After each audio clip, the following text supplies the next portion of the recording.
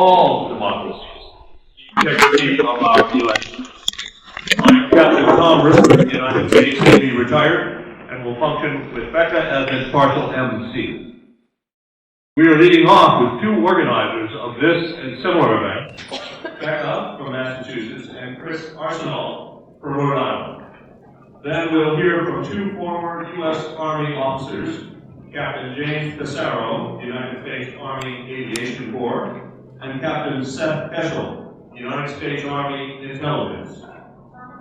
We will have a 10-minute break from 1920 to 1930 hours to facilitate discussion among the audience and allow for pumping bilges, as we squints allude to bathroom breaks. The two heads, that's bathrooms for you sand crabs, are on the level below to the right of the stairs. And the fascinating conversationalist you long to chat with is sitting right beside you. There is refreshments available at any time that you like back here, certainly during the break, but if you're dry, feel free to get some water in the interim. Decorum for reciting our Pledge of Allegiance calls for you to rise as you are able, face Old Glory right over there, and stand at attention. Civilians should place their right hand over their hearts. Veterans of the Armed Forces of the United States, even uncovered, may render the military salute. Now please join me in reciting our beloved litany.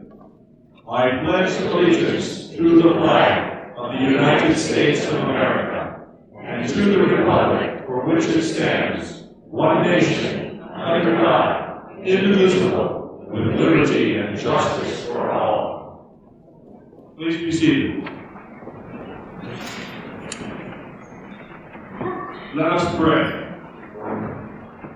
Dear Lord, we give thanks for the lives of our ancestors, the courageous patriots who created this dazzling experiment of a nation of free people.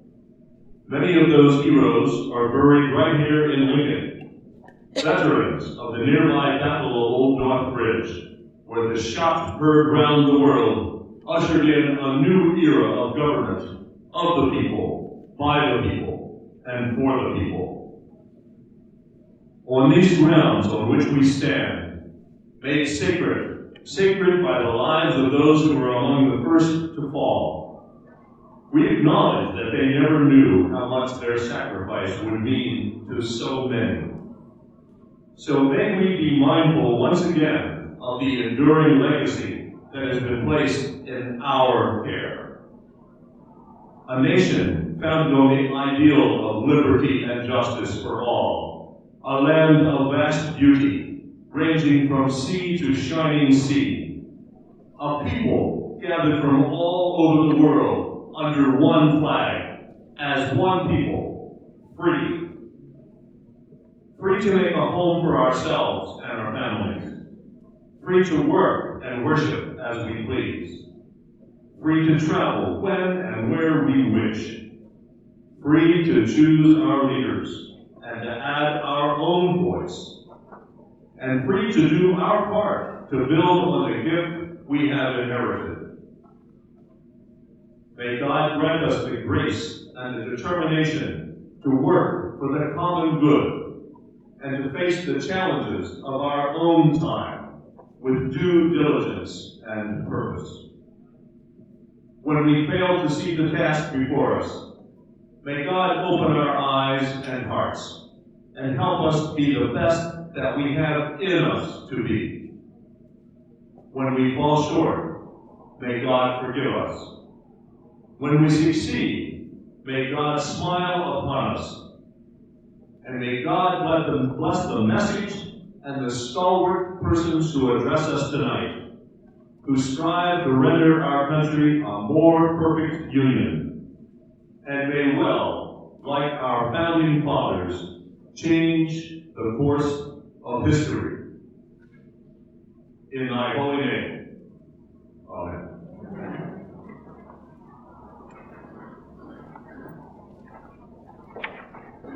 Becca, the floor is yours. Hi, everybody. Welcome. just wanted to ask real quick, you asked for cell phones? Everybody, please turn your cell phone off, or at least put it on vibrate. Before I start talking about Massachusetts, I wanted to ask, are any legislators here? Is there anybody who's currently in office who's here right now?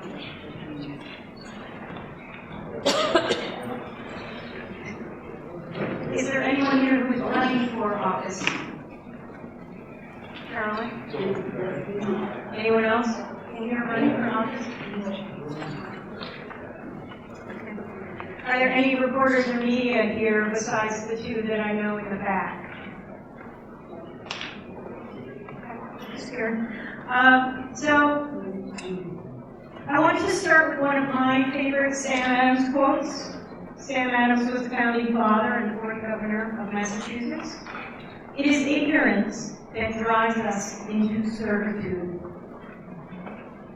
And I must admit that I was among the ignorant in terms of how the election systems in Massachusetts work and the election systems across the country work.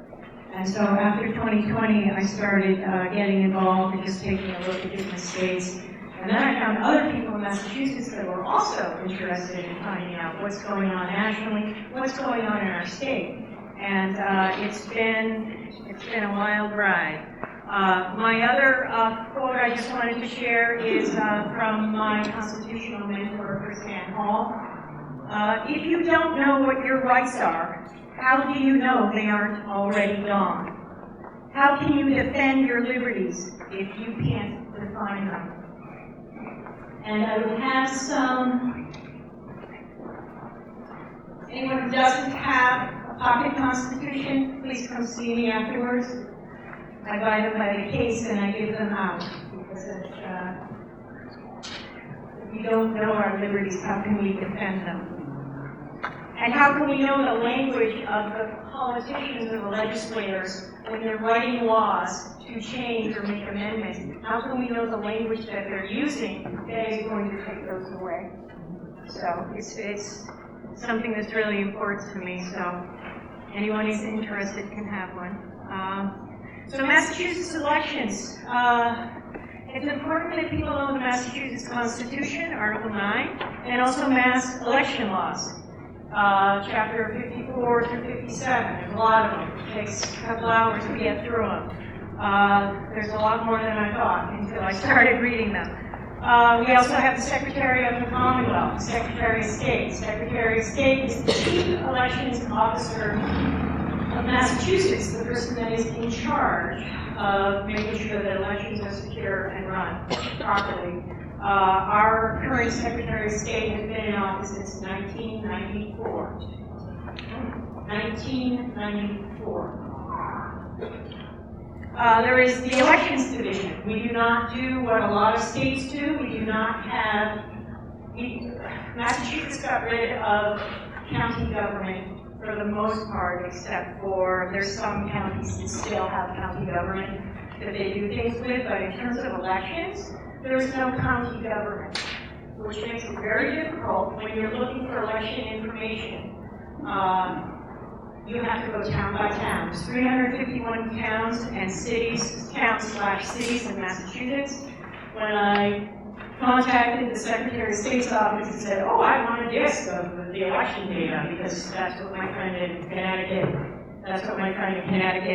did. And he said, why don't you do that? Well, I did that, and the Secretary of State's assistant got back to me and said, well, if you want the data, you have to go through every single town city clerk, which is an incredible amount of work.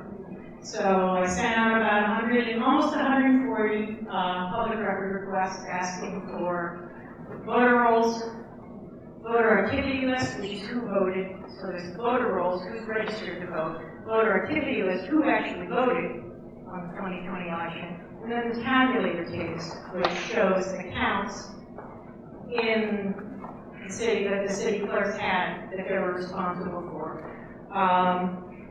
And so then there's city-town voter registrars, and then there's poll workers, a constable on election day that has to be paid, and then of course there's voters. So I don't want to pick up everybody's time. Article 9 says all elections ought to be free, and all the inhabitants of this Commonwealth, having such qualifications as they shall establish by their frame of government, have an equal right to elect officers and to be elected for public employments.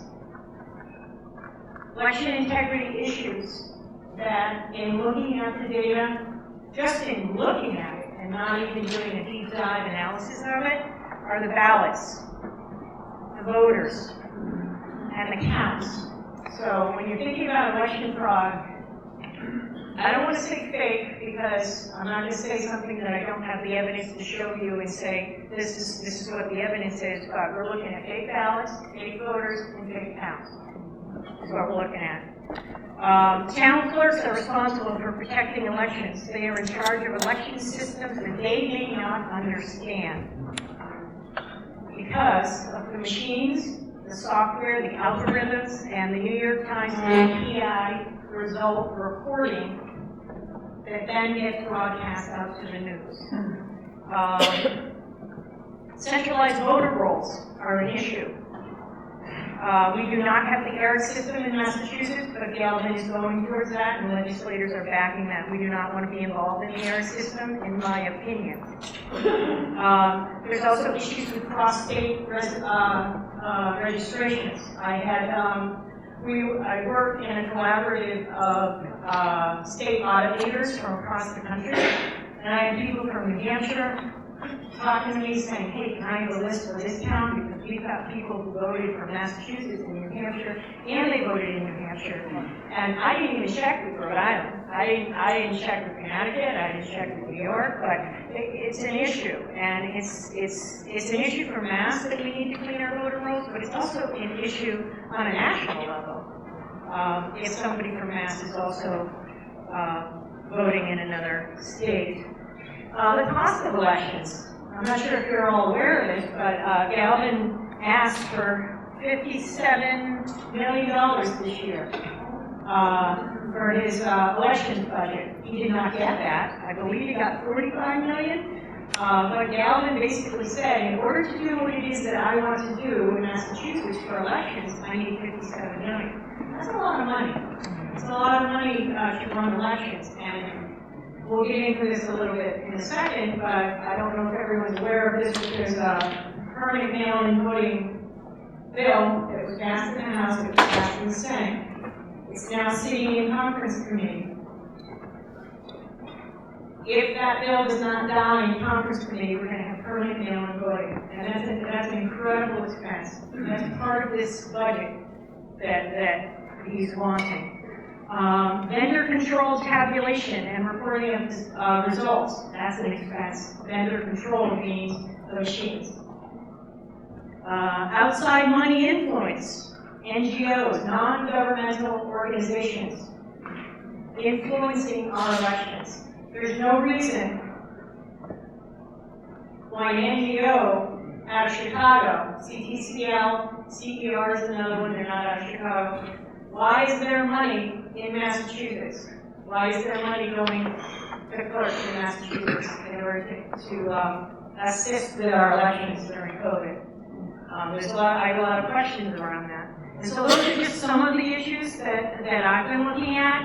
How Massachusetts votes. This is from the Secretary of State's office. There's 351 cities and towns in Massachusetts. 292 towns in Massachusetts use the machines. Dominion, ES&S, which is now Sequoia, because what they'll do is they'll kind of buy each other out, and I'm not even sure about Optech who owns them now.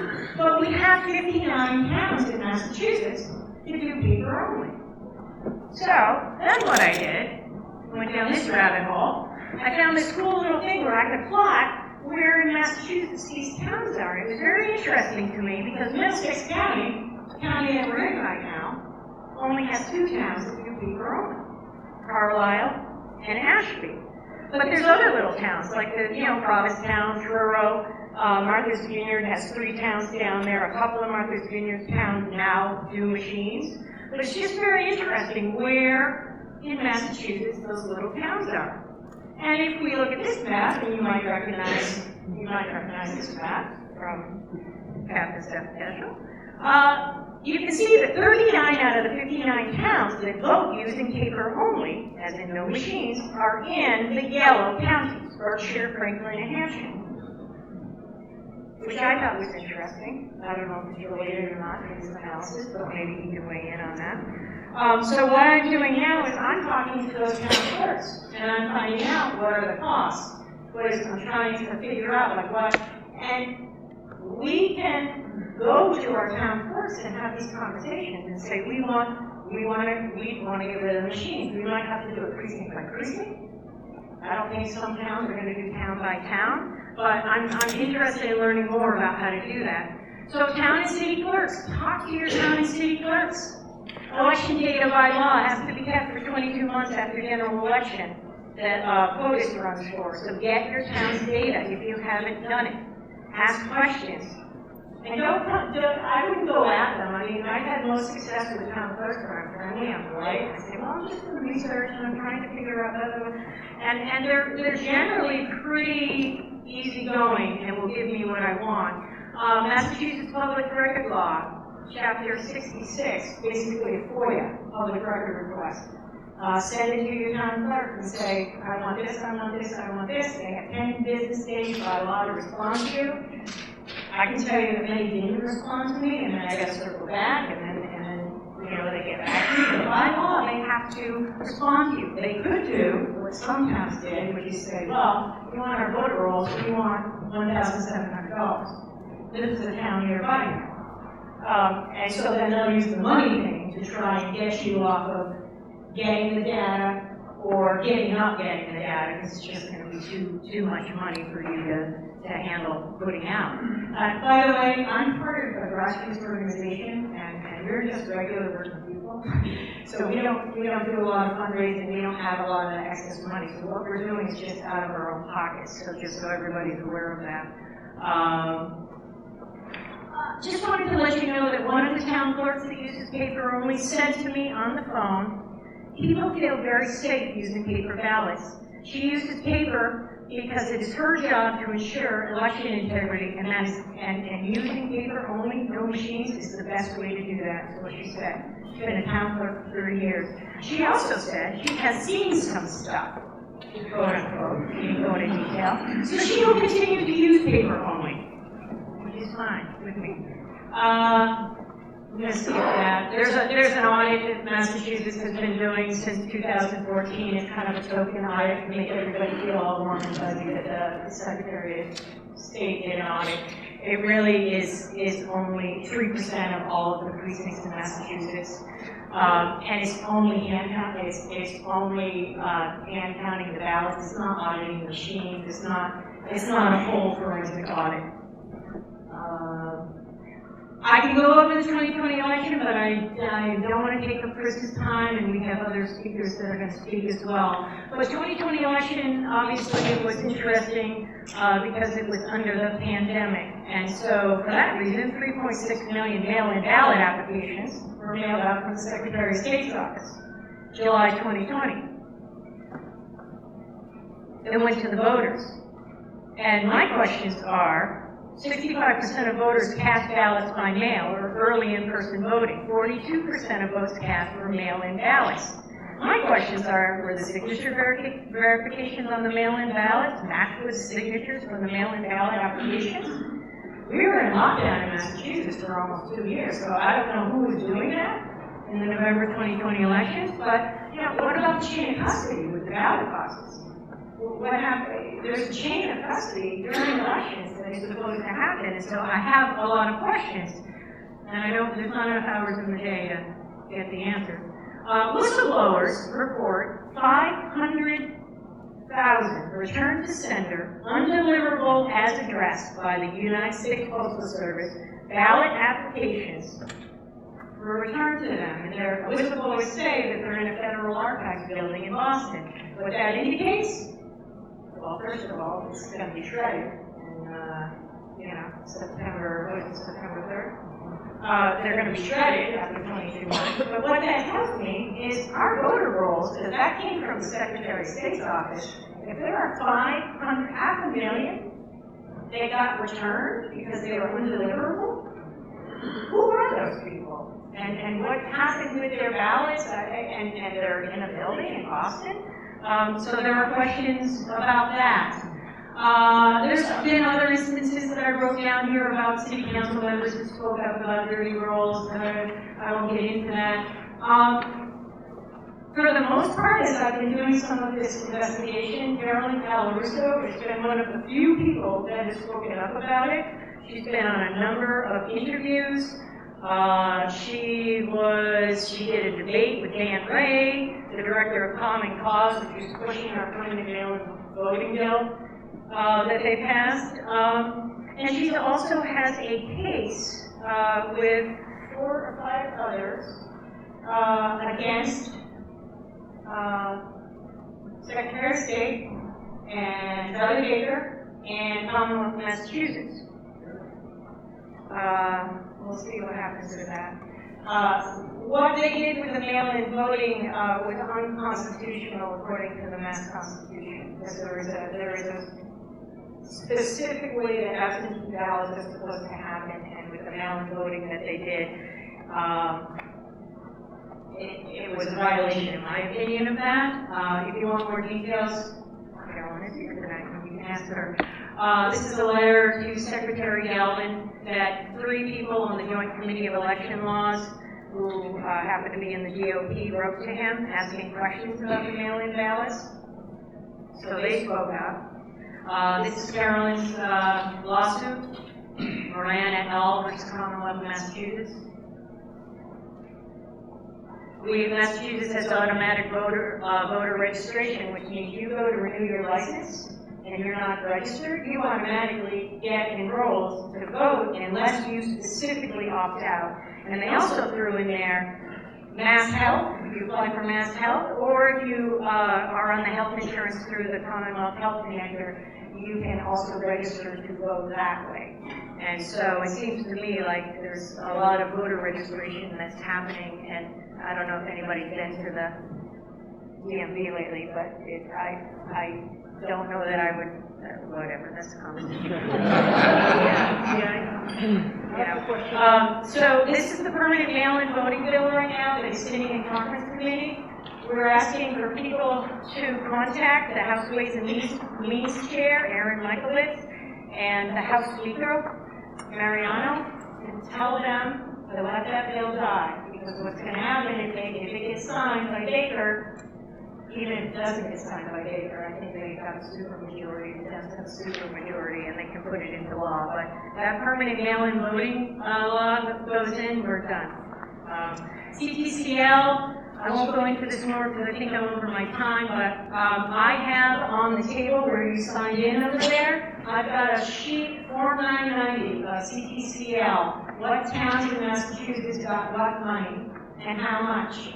And then there's an additional one that's not everybody got big money, like Waltham got 50,000 or something like that, but there's some towns that only got 5,000, and I have that list over there too. If you want to know how much money your town got, go check it out, or I have the Form 990. You can get in touch with me. I'll give you the Form 990. And you should FOIA your town clerk. Say, what was CTCL money used for? They said it was used for PPE and whatnot, but why did some of these towns need this amount of money? I don't know. It's just a question. I just asked a question. I don't understand why an organization based out of Chicago, Illinois, where the director of it is an Obama fellow. She got an Obama fellow in 2018. She introduced him the other last week at Stanford University. Why does she have an organization that's getting money from Mark Zuckerberg that is giving money to our town clerks in our state? And it happened across the country. So it's just a question. This is another, somebody recently did a spreadsheet on CTCL funds. CEIR is another organization. The guy Becker who runs CEIR actually founded ERIC systems, the centralized voter systems. They donated money to Massachusetts, $200,000. What's that money for? So there's a lot of open source information out there that if you dig long enough and you connect with other people that are doing this kind of work, you can find these gems. And I was able to find something at the EAC, which is the Election Assistance Commission. It's a federal agency under the HABA Act, which happens on a federal level. And in their own report, it says in 2020, the survey indicates inflated voter rolls in Massachusetts counties, Barnstable, Dukes, Nantucket, Norfolk, and Plymouth. So over 100% people that were voting, age-eligible voting age, were registered to vote. So I don't know how we get over 100. I don't know how that happens. But this information is out there. This is a graph that Dr. Frank did on Massachusetts. You can see Massachusetts is in the inflated turnout. And again, this is open source information that he used. Bill for Integrity is an organization that I'm involved with. It's Cause of America. Colonel Sean Smith came up with these 5 points of election integrity. Elections belong to the citizens. They belong to us. Integrity should be first and foremost. Transparency equals truth. Any law, rule, or act of government that reduces or risks election integrity is void. Should be void. Decentralization is critical to self-governance, and complexity breeds and hides corruption. Go to our Secretary of State's website, see how much information you can get out of there. It's really difficult to navigate. What we need help with. If you're interested, please sign up. Canvassing, election data analysis, legislator watch and outreach, precinct strategy. Is that precinct strategy first year? That's you! Finally! James Tesauro is here. James Tesauro has been on Man in War Room a number of times. James Tesauro has single-handedly got how many people involved? Is it over 300?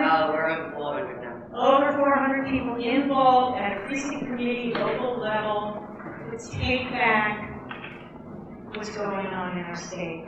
Is there anything you want to say or no? I'm glad you're in the front row. I'm glad you're in the front row. If you're interested in precinct strategy, talk to James Tesauro. Run for office. We need people to run for office. Regular people, just like how it used to be.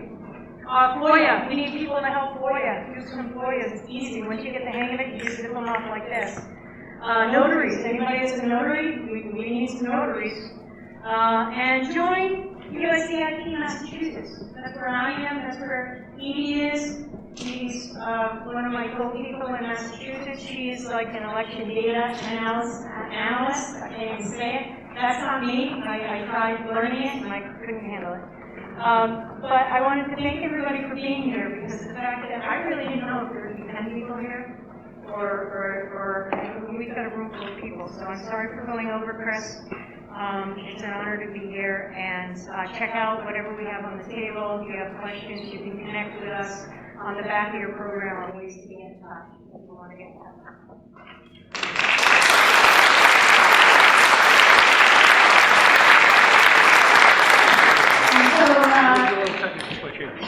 Technical. Yep. And so one thing while Chris is switching out that I should say is the benefit of being in USCIP is an organization based out of Colorado. There's a number of really stellar people there that have helped Massachusetts a lot. Dave Jeff has helped us. But we've also been able to connect with people in different states. And it's really nice to go to weekly phone calls and hear from Indiana, what's going on in Indiana, to hear from Wisconsin, to get in touch with people from all the different states that are doing the work that we're doing. They're ahead of us. They're way ahead of us. And I think it's, a lot of different reasons why. But Chris is Rhode Island Case 2020. And I didn't actually meet him in person, but he went up to the election integrity event in New Hampshire when Seth was up there in December. December 14th, we all went up to New Hampshire, a bunch of us, and he was up there too. So, are you ready to roll? Not yet. I gotta switch over. But I have a deep kinship for my New England States people because I think the people in New Hampshire, the people in Vermont, I know Grace from Vermont, she's doing good work in Vermont, she needs more people.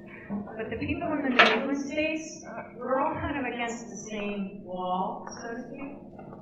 And So I have a deep kinship with the states in New York too. All of New York, the New York audit team is awesome. Are you ready, Chris? I think I'm ready. All right. Chris Arsenal. Thank you for coming up. It's really amazing. I appreciate everybody who came up to Rhode. There's a number of people here who will be stand up and say thank you and everything. I've been overwhelmed by the amount of effort being made in Rhode. And the leadership and the groups that are growing is just amazing to see. So maybe a little bit of background about me before we get started.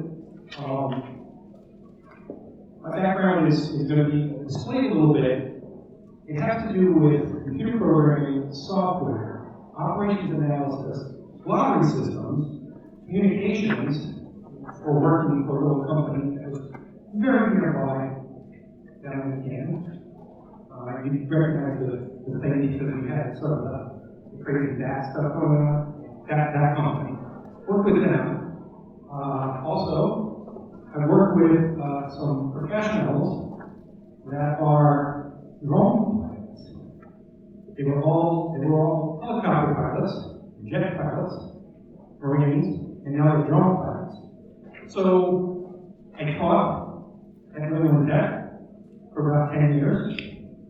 And some of my students were being, they were hired to do simulations, 3D simulations. And the drone pilots were like, yeah, we need somebody to take and do something very cool with VR. Oh, I know who you are. So I joined them.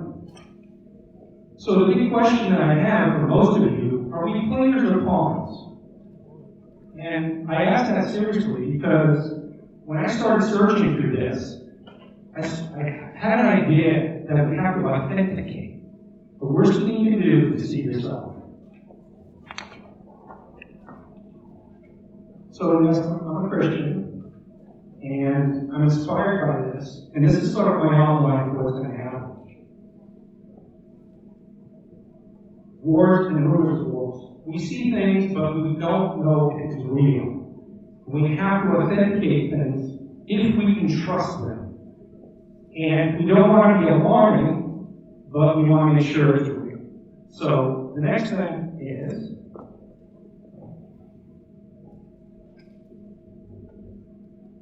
I was born 15 years after this. And that right there impacted the whole world. And we're still living with the repercussions. So I grew up playing Army. What else? I'm a war gamer. I like to play Army. I got G.I. Joe, had them all, fought battles, very clogged me. And I trained as a man. I joined the U.S. Army, went to Europe, stopped firing big guns and fired real guns. That's a real gun. Those things that are fired with firearms, that's a real gun. So, and I won't go into that. Yes, I was an artilleryman, king of battle. Seth talks about getting the intel, put warheads on foreheads. Yeah, that's what I did. Gun control for redlegs means precise time on target.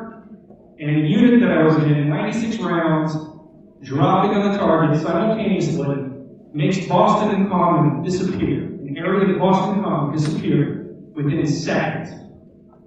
We never wanted to unleash or give that kind of power to somebody that does not have that kind of control. That's called kinetic action. So Uncle Sam made sure I was NBC, nuclear, biological, and chemical qualified.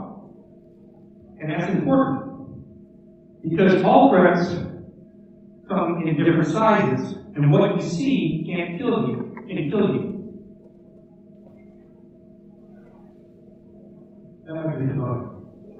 So for 2 years we've been going through this, and the world's being shaken in different ways again.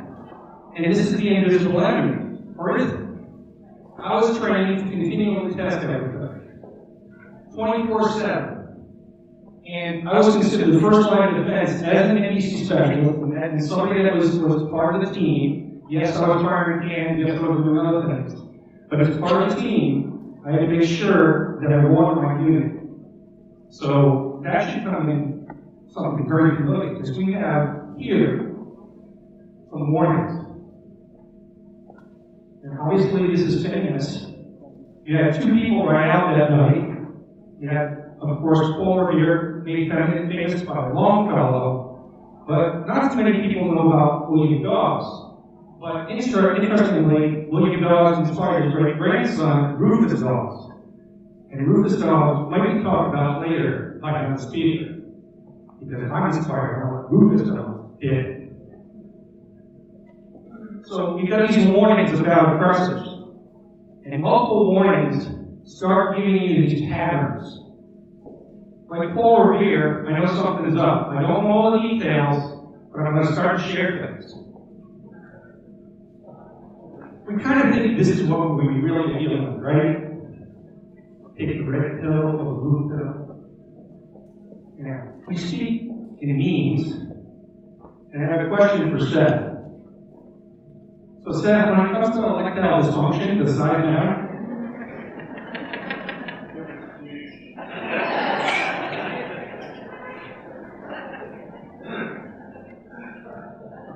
so we live in Massachusetts. We use towns, not counties, and everything is local. And this is actually much more of a reality for us. This is much more of a reality. We have people that worry about their business, the largest voting bloc, are they affiliated? And those factors tend to skew perceptions. We don't really understand what's going on, right? So we may think of something that might not be the case, and we have to test it.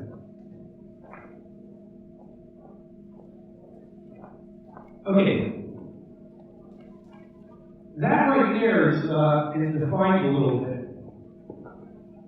When we have the state of Rhode Island, we have this small little area. It was defined by 2 bays. And they're both named Narragansett Bay. So you have the regular large Narragansett Bay we're familiar with, but if you go down to the westerly, there's a small Narragansett Bay. I don't know, just keep that, right? But that defines the state. And if you notice, the blue is all around in one place. That's because in the old days, they used to travel by boat, and that was the primary roadway. Now you can do the entire loop around the state in about 1 hour and hit all the major cities except for Woonsocket and Westerly. But there's something important. Rhode Island is small, but when it comes to personal rights and limited government, it's first. Remember those famous 10 minutes? Everybody has a 10 minutes. Everybody understands 10 minutes, right? Where did they come from? The U.S. Bill of Rights came out of and was put into practice from Roger Williams. We put first term into practice in Rhode Island. And that's actually interesting because we didn't join all the colonies when they turned to states. We didn't join them in the United States until they put what was in the 10 amendments into the Bill of Rights. We had them already. So in the meantime, Roger Williams was exiled from Massachusetts Bay Colony for being outspoken. Thank you, Massachusetts. So the faithful who departed first appealed to heaven and the king. And in 1960, in Rhode Island's 1663 request for independence and royal recognition, it was perfectly timed. So 1663, something was happening. There was a civil war going on in England. Charles I. You ever watched a movie? There's a movie about this, maybe in the 1970s. Alfred Bemis plays Charles I. Charles fought the Puritan Oliver Cromwell, He fought for the people's army, a common army, not the professional army. They became the professional army. They weren't the king's guards, they were the people. Charles lost. Later he lost his head. Cromwell established a republic with a written constitution. Very interesting. But he made Irish enemies, which, when he too became too oppressive. So he cut in and did some things too oppressive. And that would come back and haunt them, especially in the radical later on. So when the smoke cleared, monarchy returned.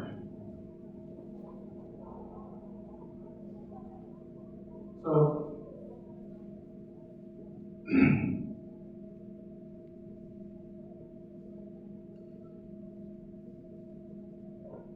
this right here is actually the restored king, King Charles Charter, that understood, King Charles II understood the people's voices matter.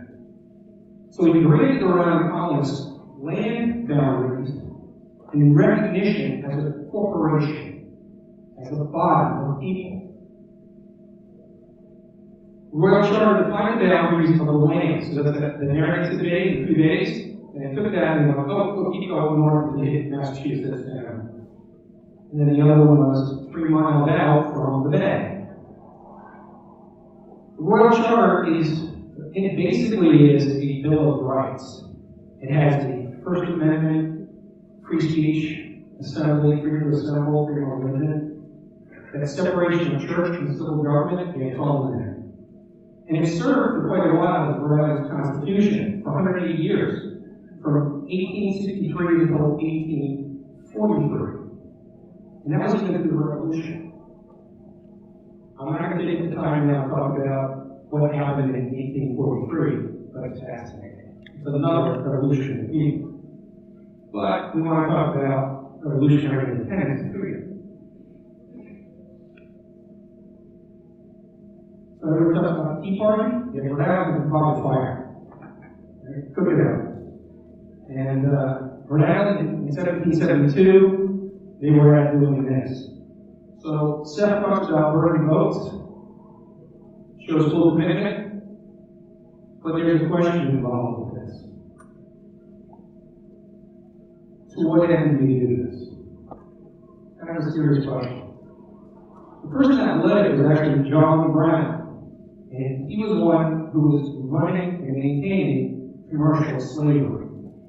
And he used his fortune to fund a world-famous university.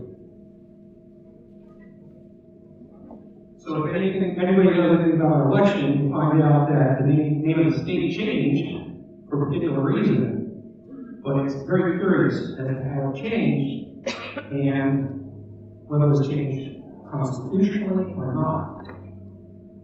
This kind of leads to, are we being played? What's happening? This leads us to ask the question,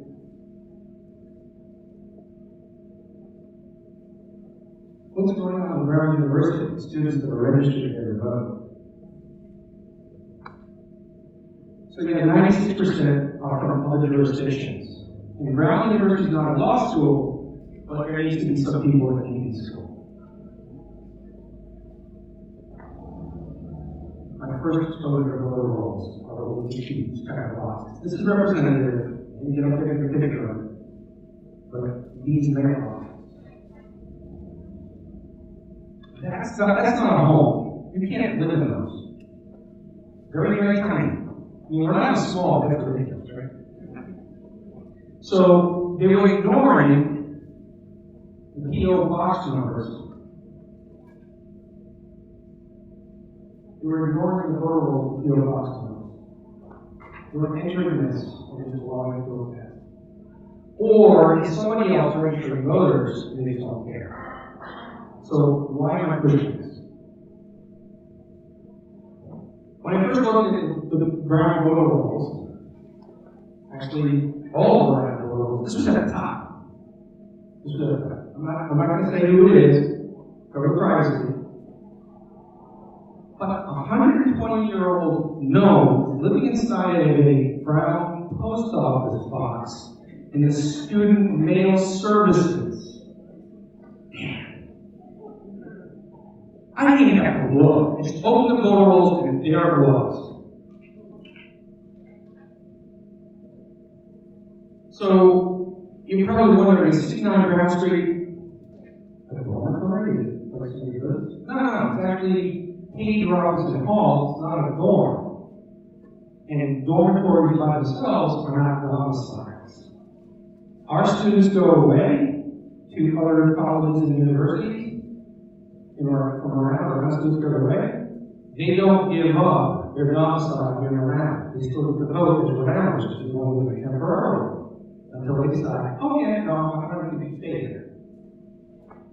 So this issue about being in a domicile is part of our statute, part of our law, and it derives from what's going on in our Constitution. Knowing law matters.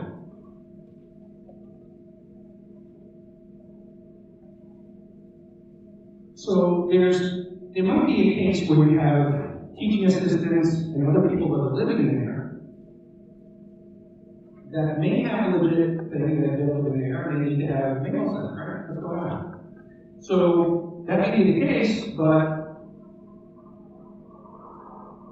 why are the schools and the various trade industries and stuff like that that are training these students registering them to vote?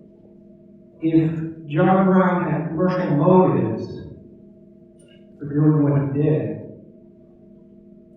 is it possible that some other organizations might have motives for doing what they're doing now? We need to check it out. I'm not making an accusation there. I'm saying we, the people, need to know. So Rhode Island has an outweighed number of schools and universities relative to our size. We have a facility. And we started looking around and we're finding there's an awful lot of students that are registered. I can tell the difference though between someone who is registered really for real in Rhode Island and someone who's registering from out of state. Because the native Rhode Islanders that are registering, those that grew up or went through school in Rhode Island, they don't have the same voter ID number as the school. And they don't have the same voting district as the school. And they have a tendency to say, oh, this is my mailing address at the student union or the mail services, and they don't live in mailboxes. So, quite interesting. So we've been searching. We've found thousands of students. For a small state, that's a lot. Does it sway things? I can't tell you that for certain right now. I do know it needs to be investigated. We need to explore these things and find out. I want to make sure that I'm on solid ground when I make statements and stuff. So like I said, yes, absolutely, I have thousands of students that are registered. Yes, a number of them voted. I went back and got as many old voter roll reports as I can. And I'm finding many of these places. There was even a Bible college that has 200 students there. Some of them had voted. They might have been living there. They might have been, part of that school. But 2008 closed, but they never took them off the voter rolls. The students were never removed. So that's a problem. So can these students have an out-of-size impact on our perceptions about what's happening in Rhode Island? Imagine that right now is the 2016 Senate. Pretty much the Senate.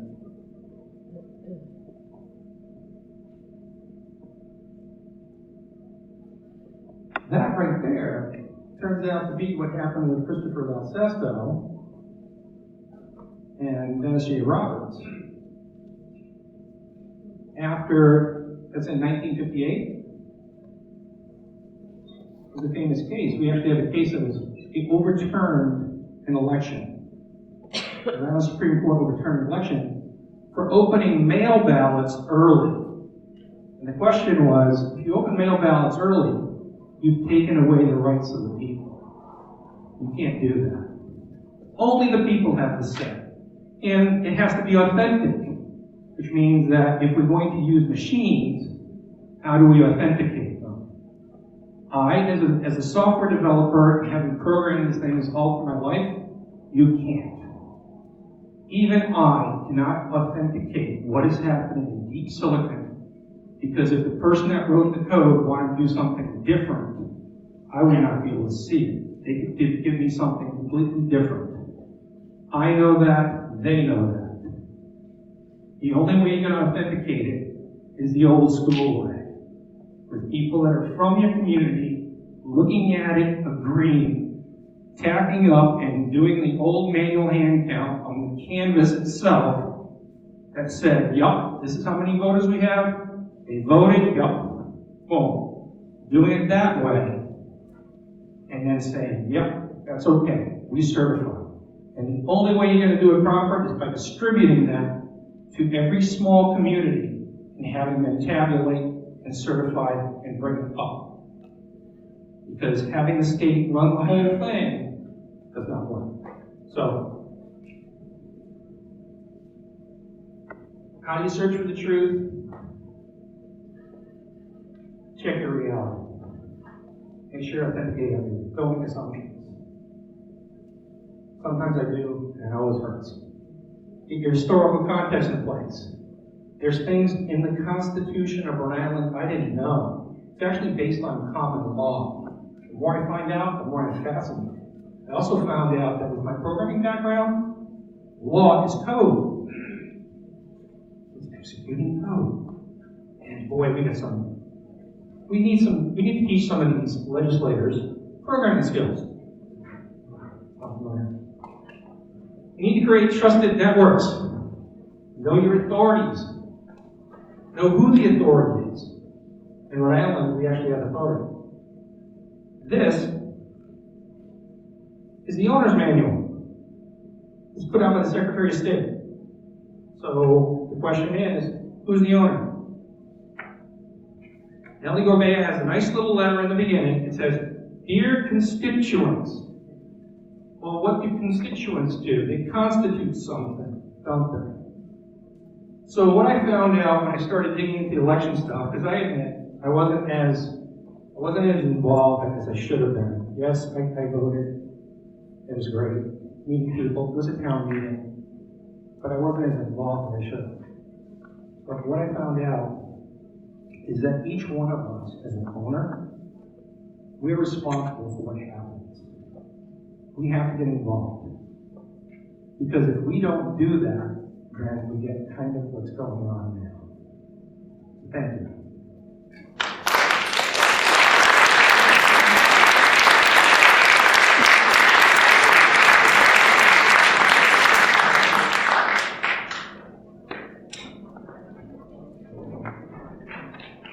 Thank you, Chris.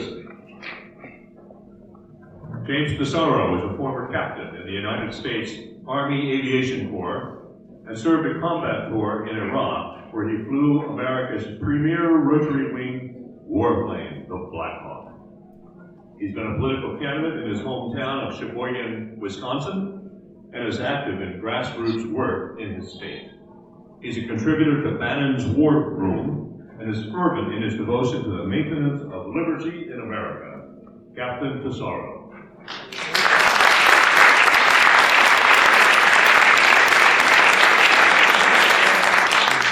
How's everybody doing? Can you hear me? You can never tell when you're talking into a microphone if the other people can actually hear you or not.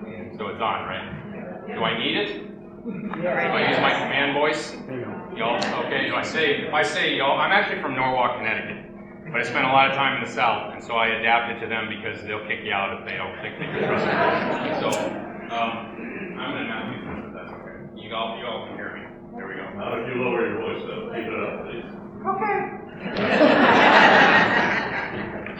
Standing here long enough. It's a little warm, huh? So, all right, so a little background on me. I appreciate that. Was a really nice introduction. I didn't think actually I had even done all that stuff. A little background on myself. From Norwalk, Connecticut, did ROTC through UConn. just down the road from here, a little ways. Had a lot of friends from Massachusetts. Being from the southwestern part of Connecticut, which is really just a drive-through state, we don't have any sports teams even worth mentioning, actually. We used to have a hockey team called the Whalers, and then they ditched town too, like everyone else. And then so they didn't go to Florida, but everybody else is going to Florida. But I'm a Yankees fan. Don't. I'm a Christian. I believe in confessing things to people that I like. Okay. Yeah. So anyway, we did go to a Red Sox game today. I was able to cross Fenway off of my bucket list, so that was really cool. It didn't turn out very well, but it was a lot of fun actually. It looks just like I had seen on TV. And the people did not appreciate the "Let's Go Yankees" chants. No, I'm kidding. I wouldn't do that. I like my life too much. But I spent a little bit of time at stores. Had to, I'll bring it back a little bit full circle. I had to withstand the onslaught of my friends in 2004 when the Yankees were destroyed. Down about 3 games to none. Y'all remember that. We don't need to talk about it. Yep. So it was almost as bad as what happened to our country in 2020. Graduated in 2006, commissioned into the Army as a second lieutenant, went to flight school down at Fort Rucker, Alabama, spent a year and a half down there, went through SEER B and C training, survival evasion training, and graduated Blackhawks. I was a team leader, company commander, medevac, dust-off unit for the 1st Infantry Division's Combat Aviation Brigade. Served in Iraq, not Afghanistan. Air assault, VIP, you name it, we did it. You call, we haul. I appreciate your reference. I usually can smell it from a mile away. You were either a senior NCO or you got out as a lieutenant colonel, and I can't tell which one it was, but okay, either or, right? No, I spent a lot of time with studying the MPO and stuff. What'd you get out of the Army as? Yeah, actually as E7. E4. Oh, wow. Well, you're very mature for an E4. No kidding. The E4 Mafia. Okay? Who in here is a service member or a veteran? Anybody? Stand up, please.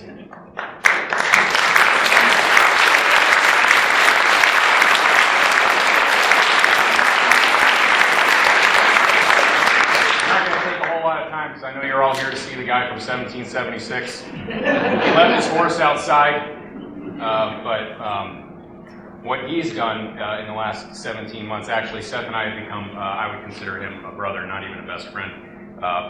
Yeah, he feels the same way about me, I can guarantee you. 17 months, fast friendship overnight. We met through a mutual friend in the Army, another captain. On November 3rd, when we watched what happened, and we realized that it didn't pass the smell test. November 4th, 5th, 6th, I can't remember what the date was, but Chris Ploss messaged me because I had always been involved somehow in something, and he knew that I was vocal. So he said, hey, check this out. It's a friend of mine, another captain. You'd be interested in reading his data analysis. He was correct in all 50 states in 2016. You should read what he wrote about 2020. So I said, yeah, that's fine. Okay, fine. I was still pissed off, like everyone in this room probably, and wondering what the heck we were going to do next.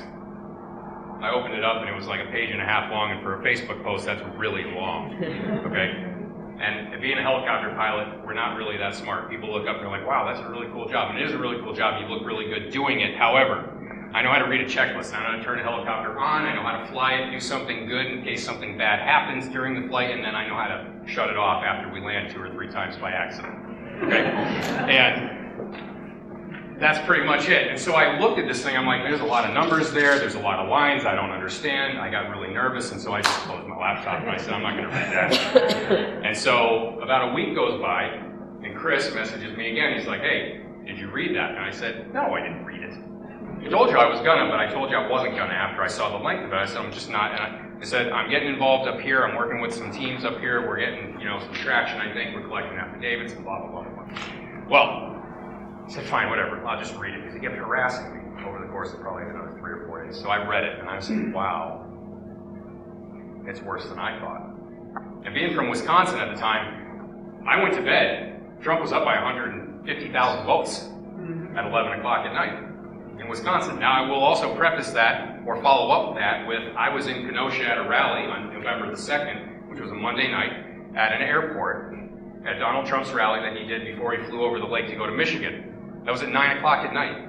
There were 50,000 people. Now, the reason I told you in the beginning, the actual truth that I'm a Yankees fan is because I went to Yankee games my entire childhood, teenage years, and my adult life too, whenever I go back home. Okay?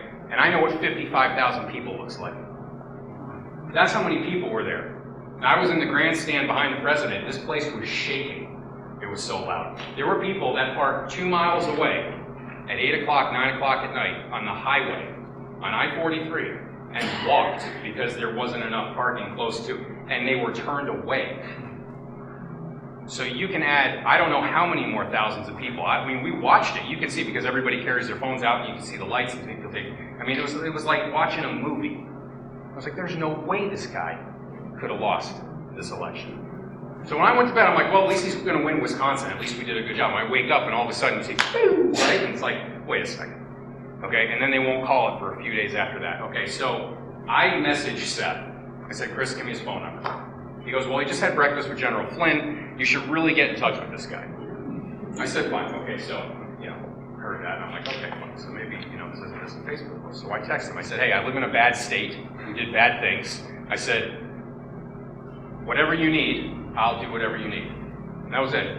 I hear back from him like a couple hours later, hey, send me your bio. I'm going to give it to the general. We'll see what happens. A couple hours go by, I send him a quick little blurb, what I've done, who I am, my background. He hits me back and he goes, how fast can you be in DC? And that was it. And from then on, Seth and I have been doing stuff.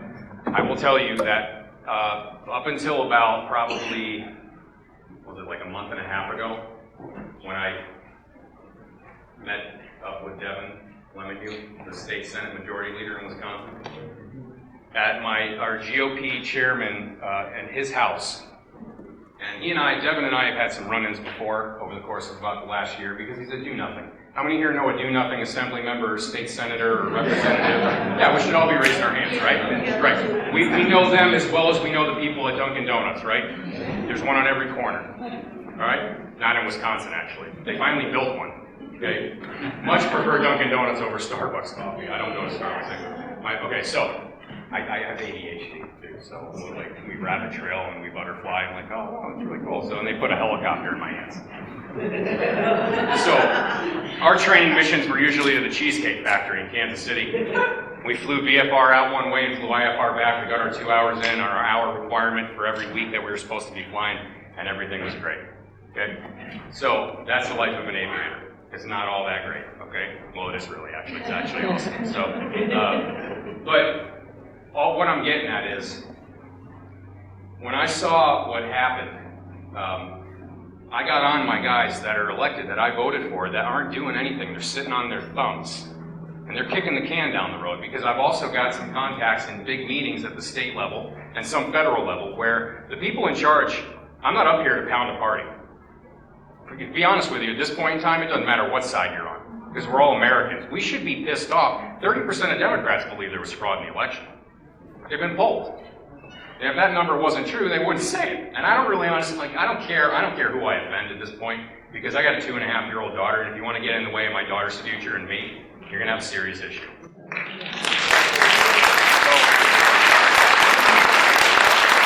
that's not an applause line. I'll say that to anybody. I really, truly would. I'd say to the resident of the United States right now.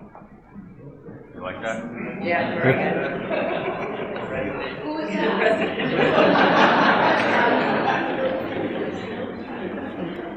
We all put our pants on the same. He's just a human being. Don't forget that. Okay. This hierarchy bull crap, I'm really curbing myself right now.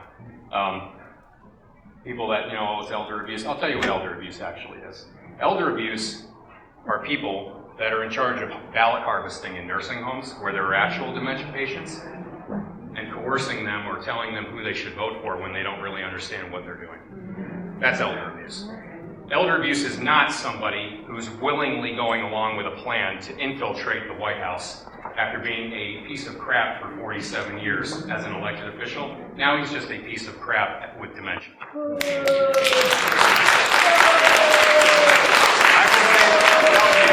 going to address this because I spent 10 years in uniform with my flag pointing to the rear on my right shoulder, and I gave up friends and their lives, and I was actually in charge of those people that died. And I was a medevac pilot, and we flew countless enemy and friendly to hospitals to save their lives, so that everybody in this country would have the right to either cheer or boo.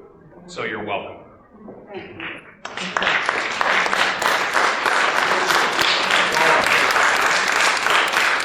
Lost friends in service. And I'll tell you why I'm so passionate about this. Win, lose, or draw. This isn't about Donald Trump. This is about you. It's about your kids. It's about your grandkids and some of your great-grandchildren if you have those. Because they don't have a voice. We're their voice. This isn't about us. Okay? So this is where I get serious. The reason I'm passionate about this and the reason why I feel so blessed to even be able to stand in front of these crowds all across the country. I didn't want FaceTime, okay? I spoke at a rally in Clover, Wisconsin about a month and a half ago for a candidate up there running for governor, and there's about 1,000 people in the crowd that showed up. And it was a last-minute deal. And I'll tell you what, I came down off the stage and I ran into a lieutenant colonel that I've done some work for and with in the past. And he recognized me. I didn't even see him while I was up there. And he shook my hand. He goes, wow, you're kind of famous now. And I said, I don't want it. I'm not interested in having my name mentioned by anybody. Because I've been doing my job for the last year and a half and nobody knew my name, and I was good with that. And he goes, it's because you've done your job really well and what you're actually doing. And that's not one of these. That's not what this is about. I guarantee you the majority of people in this room probably couldn't name more than 4 or 5 people on the Declaration of Independence who signed that document. But you know what? Those people had pretty cush lives. In the words of today, they lived a pretty bougie existence. They were doing all right for themselves. Some of them lost their families. Some of them lost their livelihoods, their businesses, their homesteads. A lot of them were from this area. I'd like to know what people are willing to do now in this country, like all of you are willing to do now in this country and in this state, Commonwealth, right? To preserve, because we still have a grasp on it, because the freedom in this country is all we've got left. And I'll tell you right now, I have been to countries that have no freedom. And it takes a country that believes in freedom to go to those countries to give those people their freedom back. I'm going to tell you right now, if we lose that here, there ain't nobody coming for us.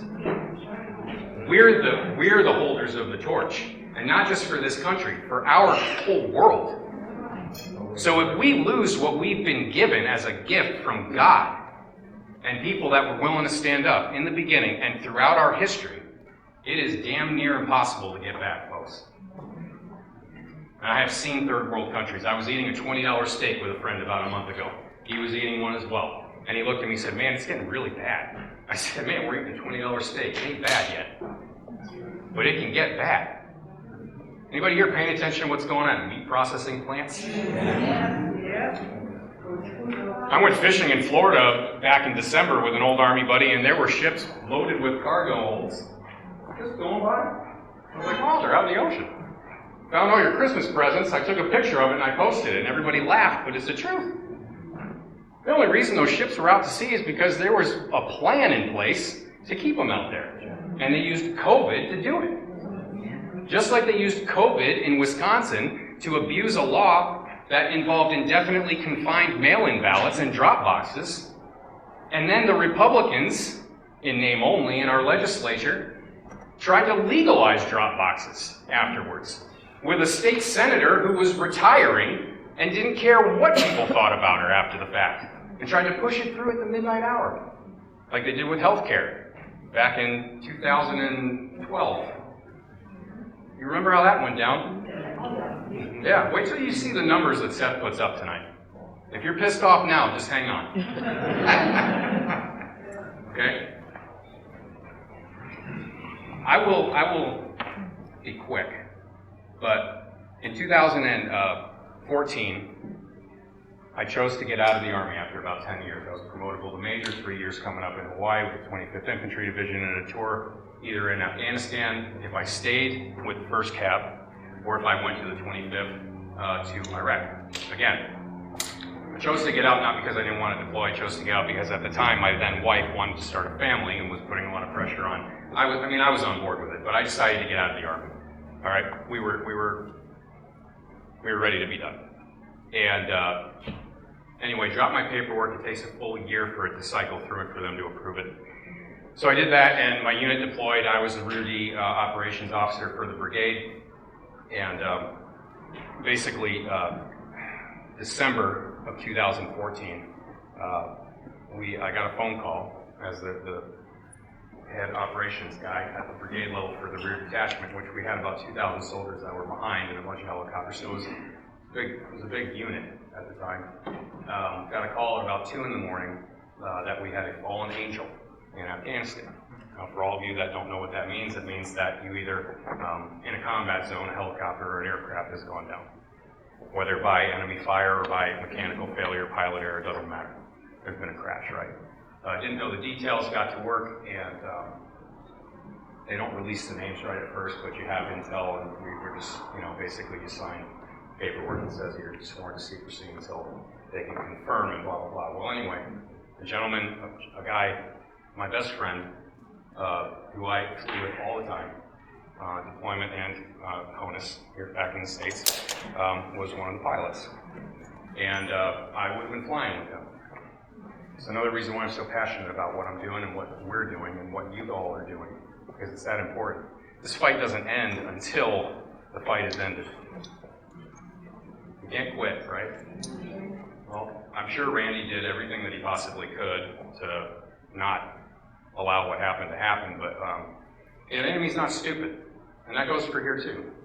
And this will lead into the close, but it's important because this is why it's so important for everybody in this room and everybody out there. It doesn't matter what side we're on, guys. We're all Americans. We don't bleed red, we don't bleed blue. I believe we bleed red, white, and blue. It's the way this should be. We all want freedom. That's the whole point of this entire thing. Freedom to either be right or freedom either to be wrong. Whether you're on the right side or the wrong side, it don't matter. You have that right. Okay? Anyway, Randy, the other pilot, and then 7 out of the 8 crew members or passengers in the back were killed. So 9 out of 10 total. All 8 in the back actually were soldiers of mine at one time or another, or personal friends. That I had served with in some capacity or whatever. And Kyle, who's the only one that survived, broke basically every bone in his body. He's crippled now. Lost friends to suicide because of PTSD. That's a whole nother road. What I'll get at here, and I know this is kind of solemn, but we've been asleep at the wheel for decades. That's why we're here. We allowed this to happen. If we're gonna talk about a problem, we have to be able to address the actual issue, and we have to be able to talk about solutions. That's Seth's job, right? And what y'all are doing with canvassing is so important. Okay. Anyway, I would have been on that helicopter with Randy. The brigade commander wouldn't approve a route change after a month and a half of flying the same exact route along this mountain range. And what happened was one day, the enemy figured out, wow, they're just that stupid and they're not going to move because they think we're stupid. So they planted an aerial IED on the side of this ledge, or this ridge, I should say, and they blew it up from a couple miles away on the other side of the valley with a cell phone. By the time the helicopter crashed and the QRF team got there, Quick Reaction Force, the enemy was long gone. There was nobody to revenge on. But they found a helicopter with all of our dead friends and one guy who had crawled 100 yards away after he had been thrown from it while it rolled down this ridge ledge about 1,000 feet. Tumbled. The helicopter was Swiss cheese. Okay? It happens, right? I'm of the opinion that those folks should not have their memories erased or have died in vain. I had soldiers call me last August or July, whatever it was, when we embarrassed ourselves with the withdrawal out of that country where my friends were killed. And some of you in this room have probably also lost friends or know people that have served over there, and told me that they wanted to burn their uniforms or their medals. And I said, don't you dare do that. Because when you served, whether it was right or wrong, leadership, policy, whatever, you did it with a pure heart. You did it with good intention. You did it because you believed in freedom. You did it because you believed that the people back home, you were protecting them. You were there because your brothers and sisters needed you there. You were there because the people that lived there needed you there. If a woman was educated in Afghanistan, they were stoned to death. We talk about discrimination in this country. You see, like, this whole thing is just backwards. And then they get mad at us for not wanting to be brainwashed. I'm not sending my kid to public school when she's old enough, because she's not going to be indoctrinated by state propaganda. End of story. And I have that right as her dad. And I'm going to maintain that right as her dad. I don't care what the state tells me to do. It's not an opinion, it's a fact. I don't need daddy government to tell me how to live my life or actually teach my children how to grow up and what they should believe. That's my job. My job. The only one that gets to tell me what I should believe.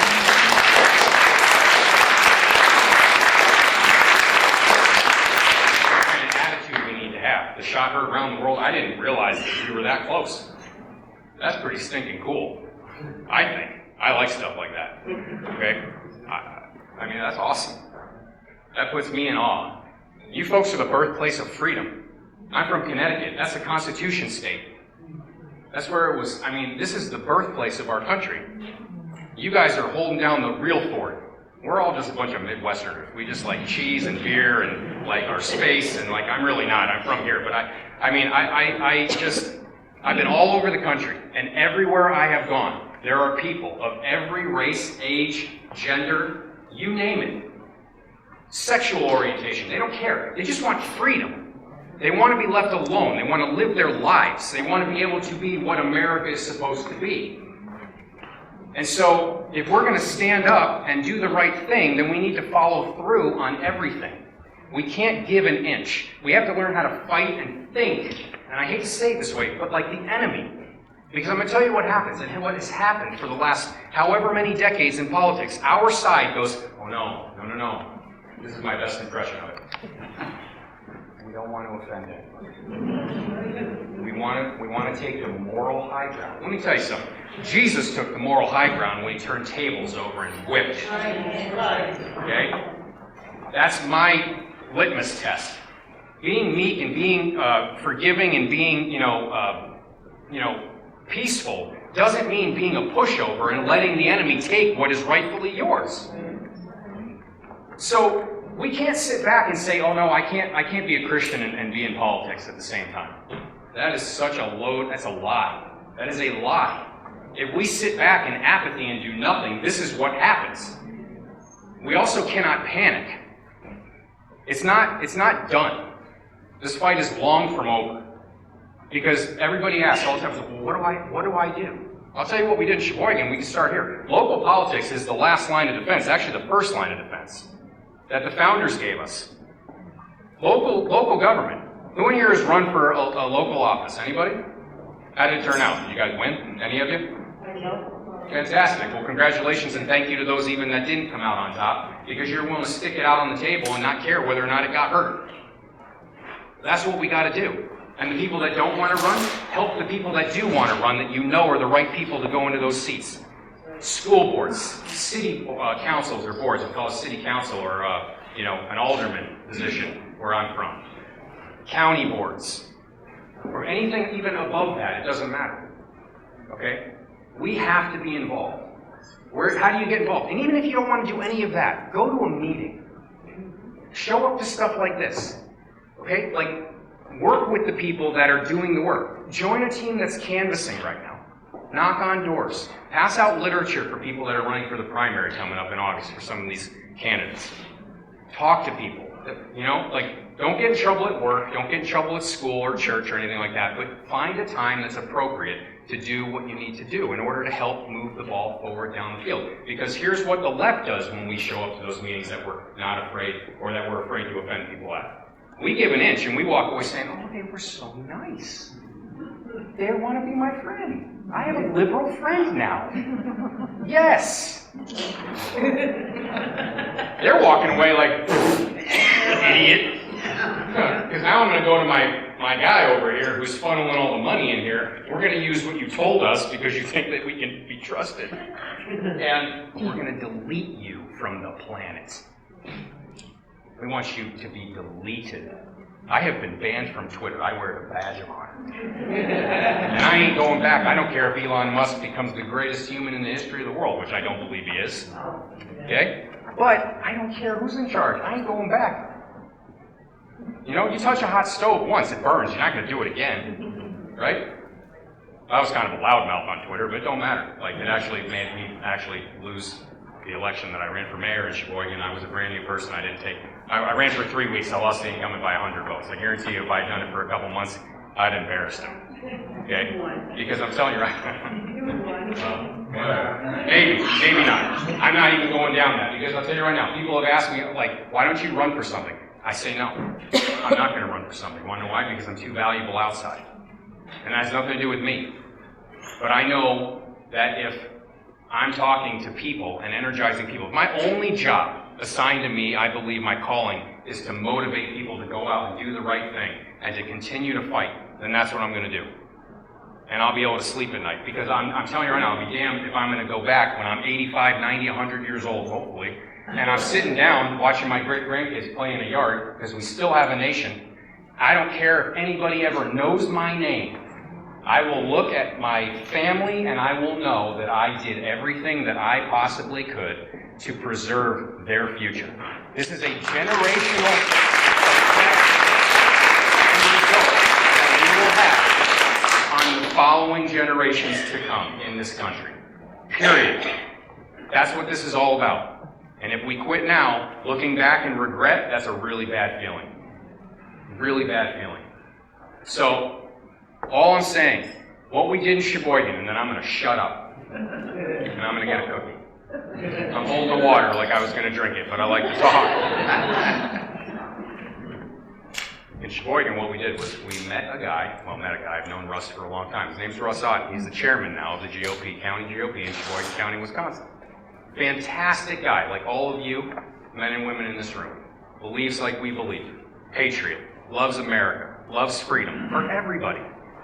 Not just Republicans. I don't care about the Republican Party anymore. I don't care about the Democrat Party anymore. They're all the same. They all work together. And you know what they work together to do? Keep their thumb on all of you guys. Because as long as you're crouching down and they're sitting at the table, that big piece of oak, you seen that meme? Chris said we speak in memes now. He's darn right. But have you seen that one where people are bent over and there's a table on top of them? And all these dudes are around there smoking big fat stogies and wearing their hats? And laughing, saying, oh, we're going to do this and do that. And it says, if only the people knew to stand up. Well, let's stand up. So, in Sheboygan, it starts at the ground level, guys. Foundational politics can change statewide and federal politics, too. It can also protect you from what they're trying to do. NGOs were mentioned. Mark Zuckerberg funneled in $14.5 billion into Wisconsin alone. Yeah, really. Okay? Ridiculous. Okay? Ridiculous. The fraud that happened in Green Bay and in Milwaukee and in Madison, I mean, we had a lot of people leave the Republican Party after the election in 2020 in our county and all over the country. How many in here have left the Republican Party because you were pissed off or disheartened? Yeah. Or you don't show up to stuff anymore because of that? I'm going to ask you to do the opposite tonight. Not because I care about the Republican Party, but because I believe in infiltration and sabotage. Yes. We have to think. They tell it to us. Yeah. They did it to us, and now they're just slapping you in the face. Now they're just like, ha ha! Yeah, right. My time's up, isn't it? Yeah. It's because you talk too long about big guns. I'm kidding. So what we can do is switch parties, but don't do it just, Yeah. don't do it just once or twice. I got a good friend that lives in Do it every 10 Minnesota. days or so. I told him I was going to register as a Democrat so I could vote for him from They're another actually state. throwing off. Yeah. They're actually tracking and they're doing things like that in voter rolls, so they're making parties switching. Seth's graphs would have to change if we all registered as Democrats. So we just want to figure them out. Yeah. And once they can't analyze and say, Well. we profile you, Sure. What we did in Sheboygan was we got Russ to say, yes, I'll do this, and run as the chairman. So we had a special election. We convinced the current guy who wasn't doing anything for the last 10 years, who was an establishment junkie for the Speaker of the House, Robin Voss, who's not a good friend of mine either. I'm sure some of you, if you follow me on Telegram, it's at James Tesauro, Tesauro, follow me on Telegram. And you can get up to speed on how great Robin Voss and Devin Lemmy is. You can also watch the video that I made after I met with Devin. Here's what really set me off. Okay? You watch that? Oh, yeah. That was only the tip of the iceberg. That man was shaking. I got done talking about why it was passionate for me. I brought up my daughter, and the second I was done talking about my little girl, he looked at me and he goes, "You done?"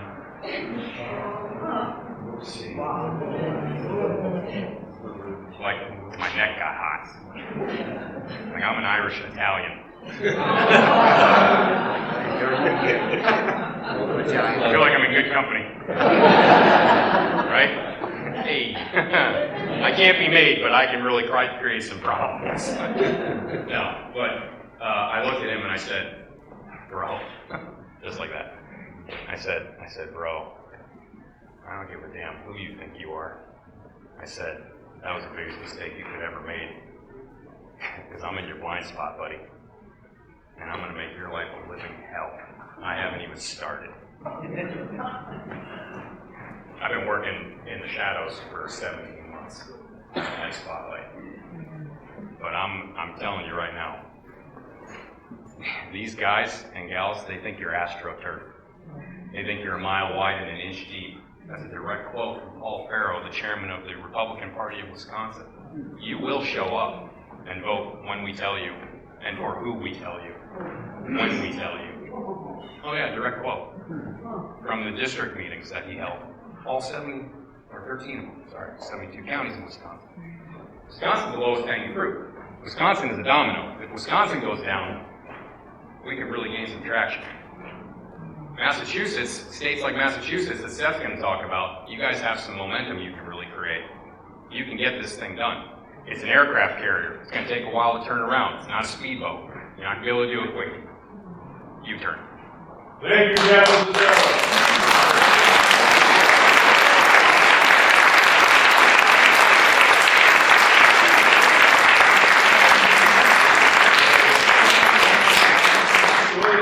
We make plans for what we'd like to have happen, and then we make plans for what we know is really going to happen. What's really going to happen is we're way over time.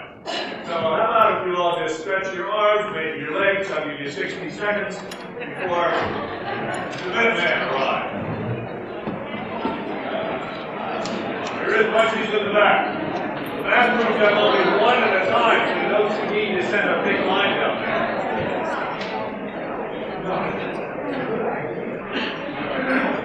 As you heard, Captain Keshel is former intelligence officer with the United States Army. He's used his MBA skills to perform complex analysis of election data. He's an internationally recognized expert in that field and was recognized by President Trump for his contributions. He speaks to us between engagements in Wisconsin and Connecticut and tomorrow, Maine. Thank you for coming, Captain Keshel.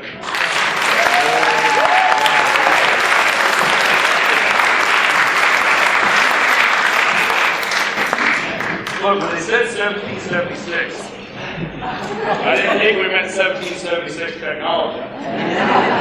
But needless to say, how is everybody?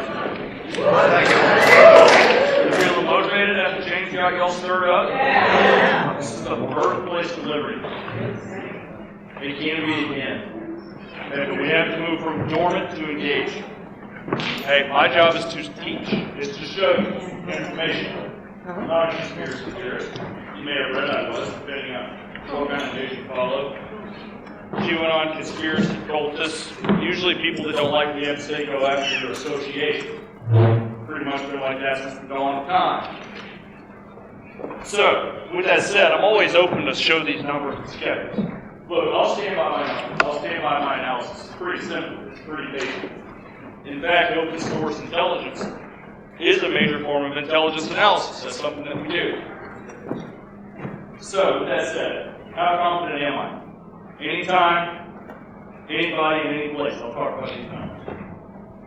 Got to Boston a little bit early today. From Connecticut. Wound up going to the Sox game. There was wicked smart Vista. I really want to get some challenge. That sound okay, everybody? Good. Well, we got there early. Somebody said terrible. I like that. We got there early to Boston. And since I've never presented in Massachusetts or talked about Rhode Island specifically at an event, I wanted to rehearse my stuff. So I found on my maps in Suffolk County a precinct that went 100% for Joe Biden. 100%. Now this is a 2-to-1 Democrat state, so you're going to have plenty of precincts that are lopsided. But 100%, and I'm not talking about 5 votes. I'm talking about 376 Biden votes and 1 Donald Trump vote. So almost 100%, okay? And I wound up sitting down, pulling out my laptop, going through the data. And I did some national stuff too. And we went county by county, line by line. Not one peep, not one fellow, not one person stood up and challenged me or threatened me. It must have been the vest. I had the other vest on. Right? Not one person. Am I lying to you, James? No. Not one person had anything to say in rebuttal to these points. And after about 30 minutes, I folded up my stuff, got tired, stood up, and left that cemetery.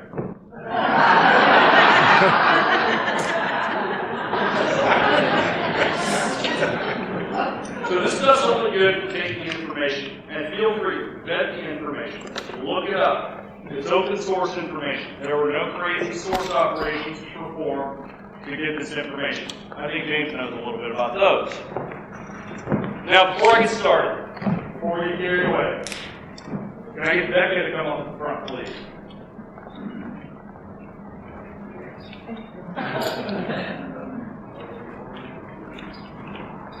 So, Becca helps moderate my Telegram channel. And she is a great patriot from this state, and she said, I'm trying to save a drowning state. It's really easy for people to see trouble and run off of what they think is a greener pasture. A lot of people from California thought Arizona was a green pasture. Look at what happened in the last election. Lots of people from the Northeast thought Georgia and North Carolina are green pastures, and look what happens in those elections. So it takes a bit of character to stand up where you're from, where your home is, where your heart is, and fight back for it. So I appreciate your efforts in organizing this event. And what I'm going to do, I have a couple mottos. One of them is, if not you, who?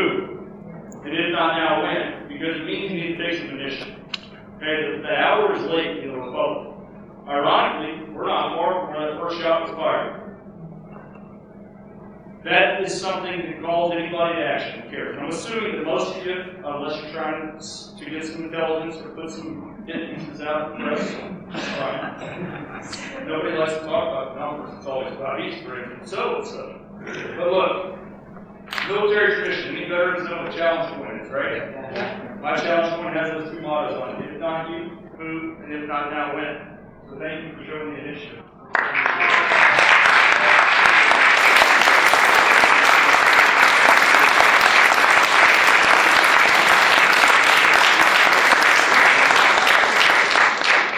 Where's Edie?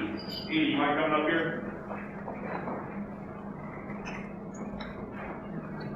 In March, I went to Hawaii. I stood out like a sore thumb. Very gracious hosts out there in Hawaii, and I did my event, and I looked like Swamp Thing. I had so much stuff hanging on me, I could barely even move. I must have had 30 pounds worth of floral arrangements around me. Only to be outdone by Massachusetts, right? When I get a Telegram message saying, hey, we really want you to look the part when you're here. And she's like, okay, so what are we what do we need? We need this, we need that. You have some boots you can wear. We need some stockings. We got to get the pants right. I need a measurement of your inseams.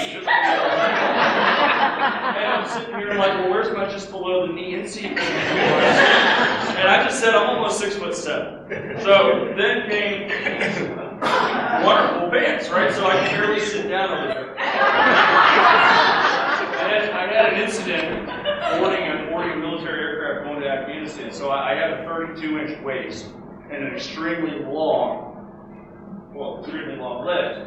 So I sat down with a fully loaded rucksack on a C-17 and just went.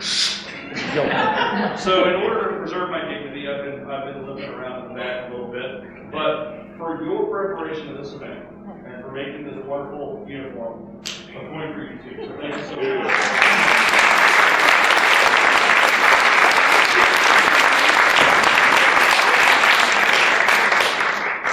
The 2020 election cured me of the disease of comparing red and blue states. And so I found in the initial challenges to the election, the ones that ultimately failed because the courts failed to do their jobs and even review the casework. We had attorneys from San Francisco offering free services. We had executive protection firms from Washington, D.C. offering free services. There are patriots, no matter if you're outnumbered or not, in every single state, in every single county, in every single town. So that cured me of that virus. Hey, do you want to go skiing for vacation? Yeah. How about Colorado? No. How about Montana? It's a red state. Look, the red states are corrupt as well. This is not about red states versus blue states. It's about American states versus states that belong to this global agenda that is grinding down our country. And the key operation to do that is chronic electile dysfunction. And that is something that has to be cured if we are to have our own voice, because we function in a country that operates under what is called consent of the government. The consent of the government.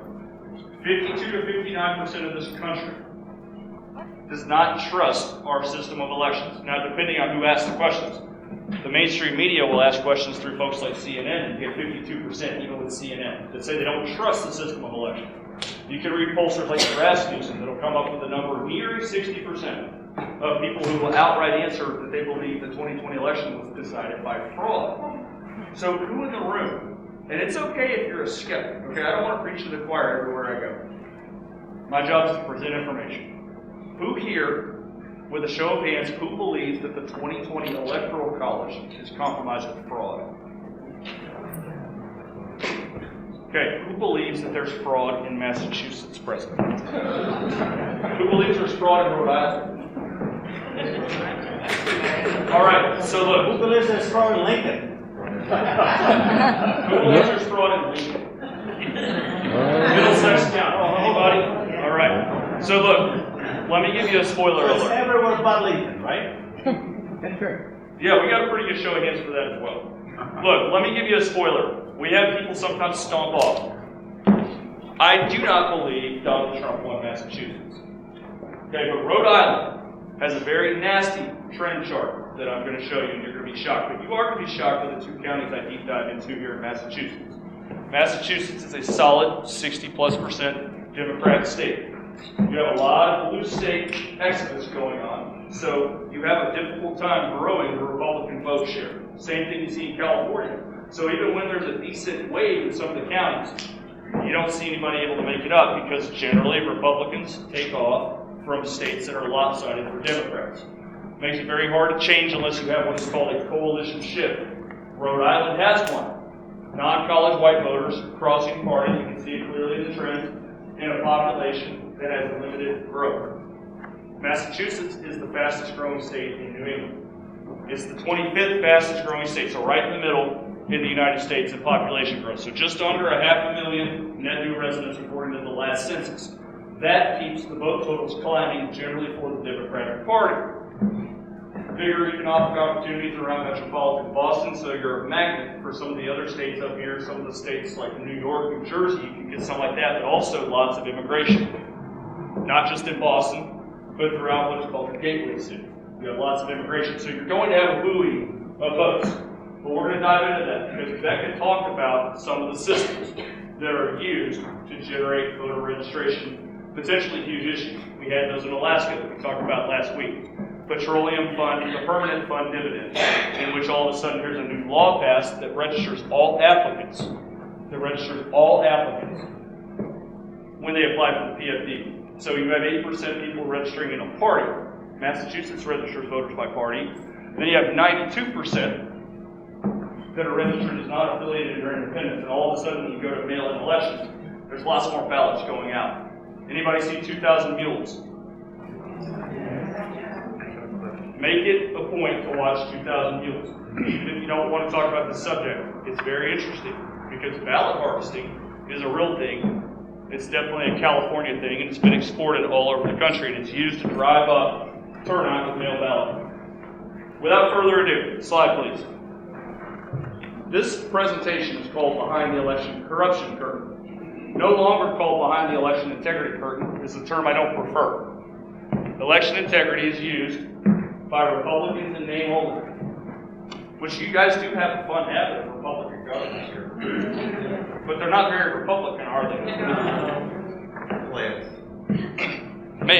Maybe so. But these Republicans in name only across the country like to talk about election integrity, and they use words like anomalies, irregularities, when we have stuff like the Gableman investigation in Wisconsin, where so much evidence is presented to Robin Voss, who is the most establishment of all Republicans that you can find.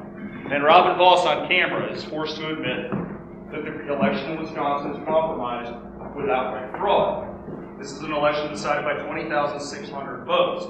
Now, 2,000 Mules will go into it and say, look, clearly, with the amount of ballots trafficked in a number of these states, those ballot numbers far, which in many states ballot harvesting is illegal, those numbers far exceed the margin between the two candidates in the 2020 election.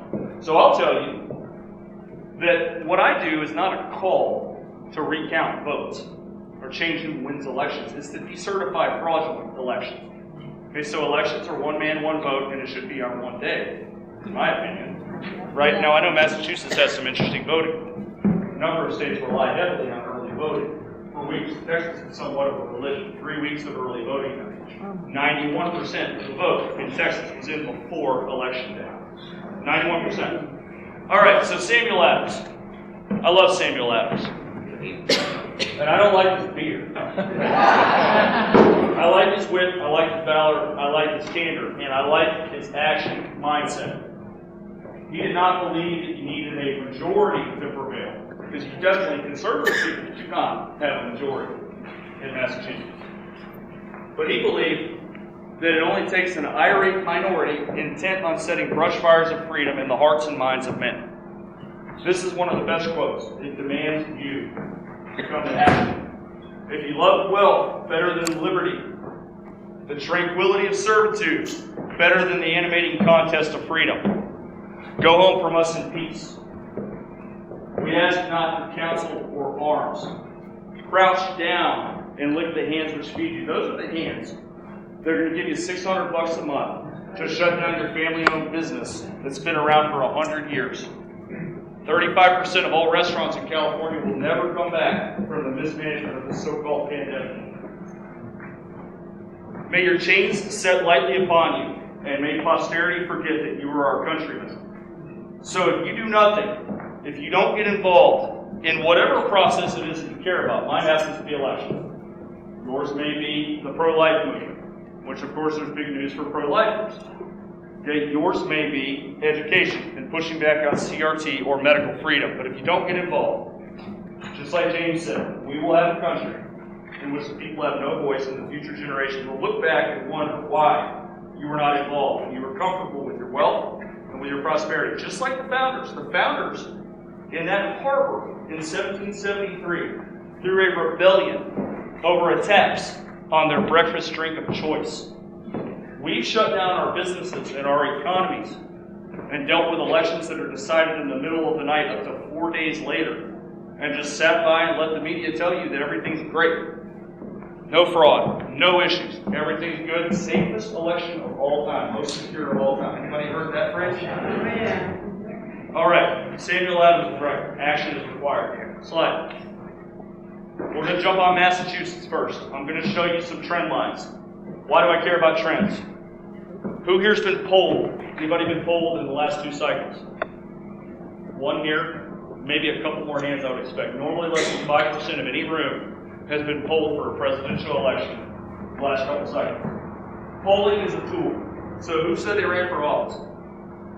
How big was your race? Statewide, countywide, what? Statewide. Statewide race. So somebody running for a statewide office is going to commission polls. They're going to hire a pollster to figh out how am I looking out in the west, how do I look out on Cape Cod, how do I look in the metro area. And they're going to get an idea of how their campaign looks. Why? So they can spend more time in the places they need to boost up. All elections have different dynamics. This is why Massachusetts can go for a Republican governor. Presidentially, our trends are very established, very predictable, very predictable. Polling, done by the mainstream media. And even if his pollster goes back and says you're going to win by 6 points, and he's honest, he's going to say, I've got a 3.5 point margin of error on this. Because of the way I ask the questions, the methodology, or social desirability bias. Somebody answers a question like they think I want to hear it, or they lie to me outright. So he's going to give you a margin of error. So if you win by 10, or if you win by 2, he was still right. That's not very precise. Most of the tight elections in our country, they're on the razor's edge in the swing states. So polling by the mainstream media, when it's pushed at you, 2 reasons it's done. Does anybody know? The first reason, go ahead. To influence. Some people call that suppression polls. Wisconsin, Joe Biden plus 17 points in Wisconsin, 2 weeks before the election. The certified results showed a 0.5 point race. Obviously, you know what Robin Voss said. More than that. The poll was only off by 16.5 points in certified results. 16.5 points, which is a bigger margin than Obama clubbed McCain by in Wisconsin when the Democrats still held the unions. A little bit not feasible to me, if you ask me. Suppression polling. I don't call it anti-Republican polling. When the Democratic Party is finally overtaken by the Democratic Socialists, they will be, eventually. 5 out of 6 Democrat primary voters under 30 in 2016 voted for Bernie Sanders in the primaries. They love talking about stuff like this because they know the Democrats defraud their own primaries. In 2020, 5 out of 6 Democrat primary voters voted for Bernie Sanders or your very own Elizabeth Warren, the Native American senator.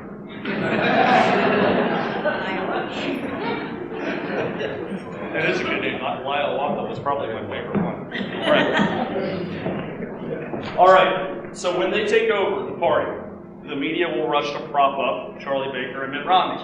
Okay, they'll run to prop up Lisa Murkowski, the moderate, so-called moderate Republicans, to make sure that the political system stays intact and is not taken over by populists who may put policy in place to put America First ideas out on the table. A lot of the Bernie folks wound up supporting President Trump in the Rust Belt because of the issue of trade. So it's a very vast nation with a lot of thoughts. Not everybody's a full-blown socialist. Not everybody look at conservatives in Massachusetts. Not everybody's a Bible Belt, Texas oil and gas conservative. So it's why presidential elections have to have the right candidate that can weave together enough coalition to win, traditionally. And the second reason, media polling, is to justify final election outcomes. You want to sell the country on Pennsylvania. Pennsylvania and Michigan are filthy. You want to sell the country on that going the way they did? You start putting out polls that show Joe Biden's going to carry Michigan and Pennsylvania by 9 and 10 points. And then when the result is 1 or 2 points at the end, hey, we had it going to Biden the whole time. Trump closed the gap just like he did last time. Forget the 21-1 registration edge in Pennsylvania for the Republican Party under Trump. This is just an anomaly. There you go. Polling is used to influence minds. Trends, indicators, bellwethers, and predictors. They've been with us forever. Top financial institutions understand this stuff because they need to see through the garbage to be able to figure out and accurately predict the future as well as possible. Some of these go back as far as 1872. Were any of you alive in 1872? No?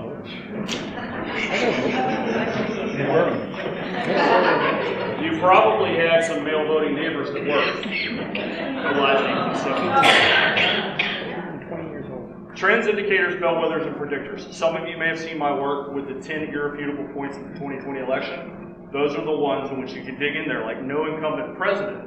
1888 was the last year, so Grover Cleveland gained votes from his performance in 1884 and lost in 1888 to Benjamin Harrison, making him the last incumbent president to gain votes and lose. So 132 years later, somehow Donald Trump gained 11 million votes and lost, right? That's just one example. So they go back quite a long time. And of course, critics are like, well, these are just numbers, playing with numbers and throwing numbers around it so you can be here. Sure. All right. we're going to look at the trend lines in Massachusetts. Slide, please. All right, let's see here, 2004 to 2016. Who was from Massachusetts that ran for president in 2004? John Kerry. John Kerry has a home field advantage in 2004, even against an incumbent president. So Kerry's total is over 1.8 million votes. It's a little higher than it probably would have been had they run Al Gore. You know, if he would have been down a little more, Bush would have done a little better with independence, but the hometown guy is going to win the state by over 25 points. Blowout when everyone knew that was going to happen. Now, from 2004 to 2008, what happened nationally? How many of you would identify as America First style conservative? Right, so if you're an America First style conservative, I'm not saying you have to be a Trump supporter. I'm saying on America First, you support the resources and the industries of this country going to benefit the country.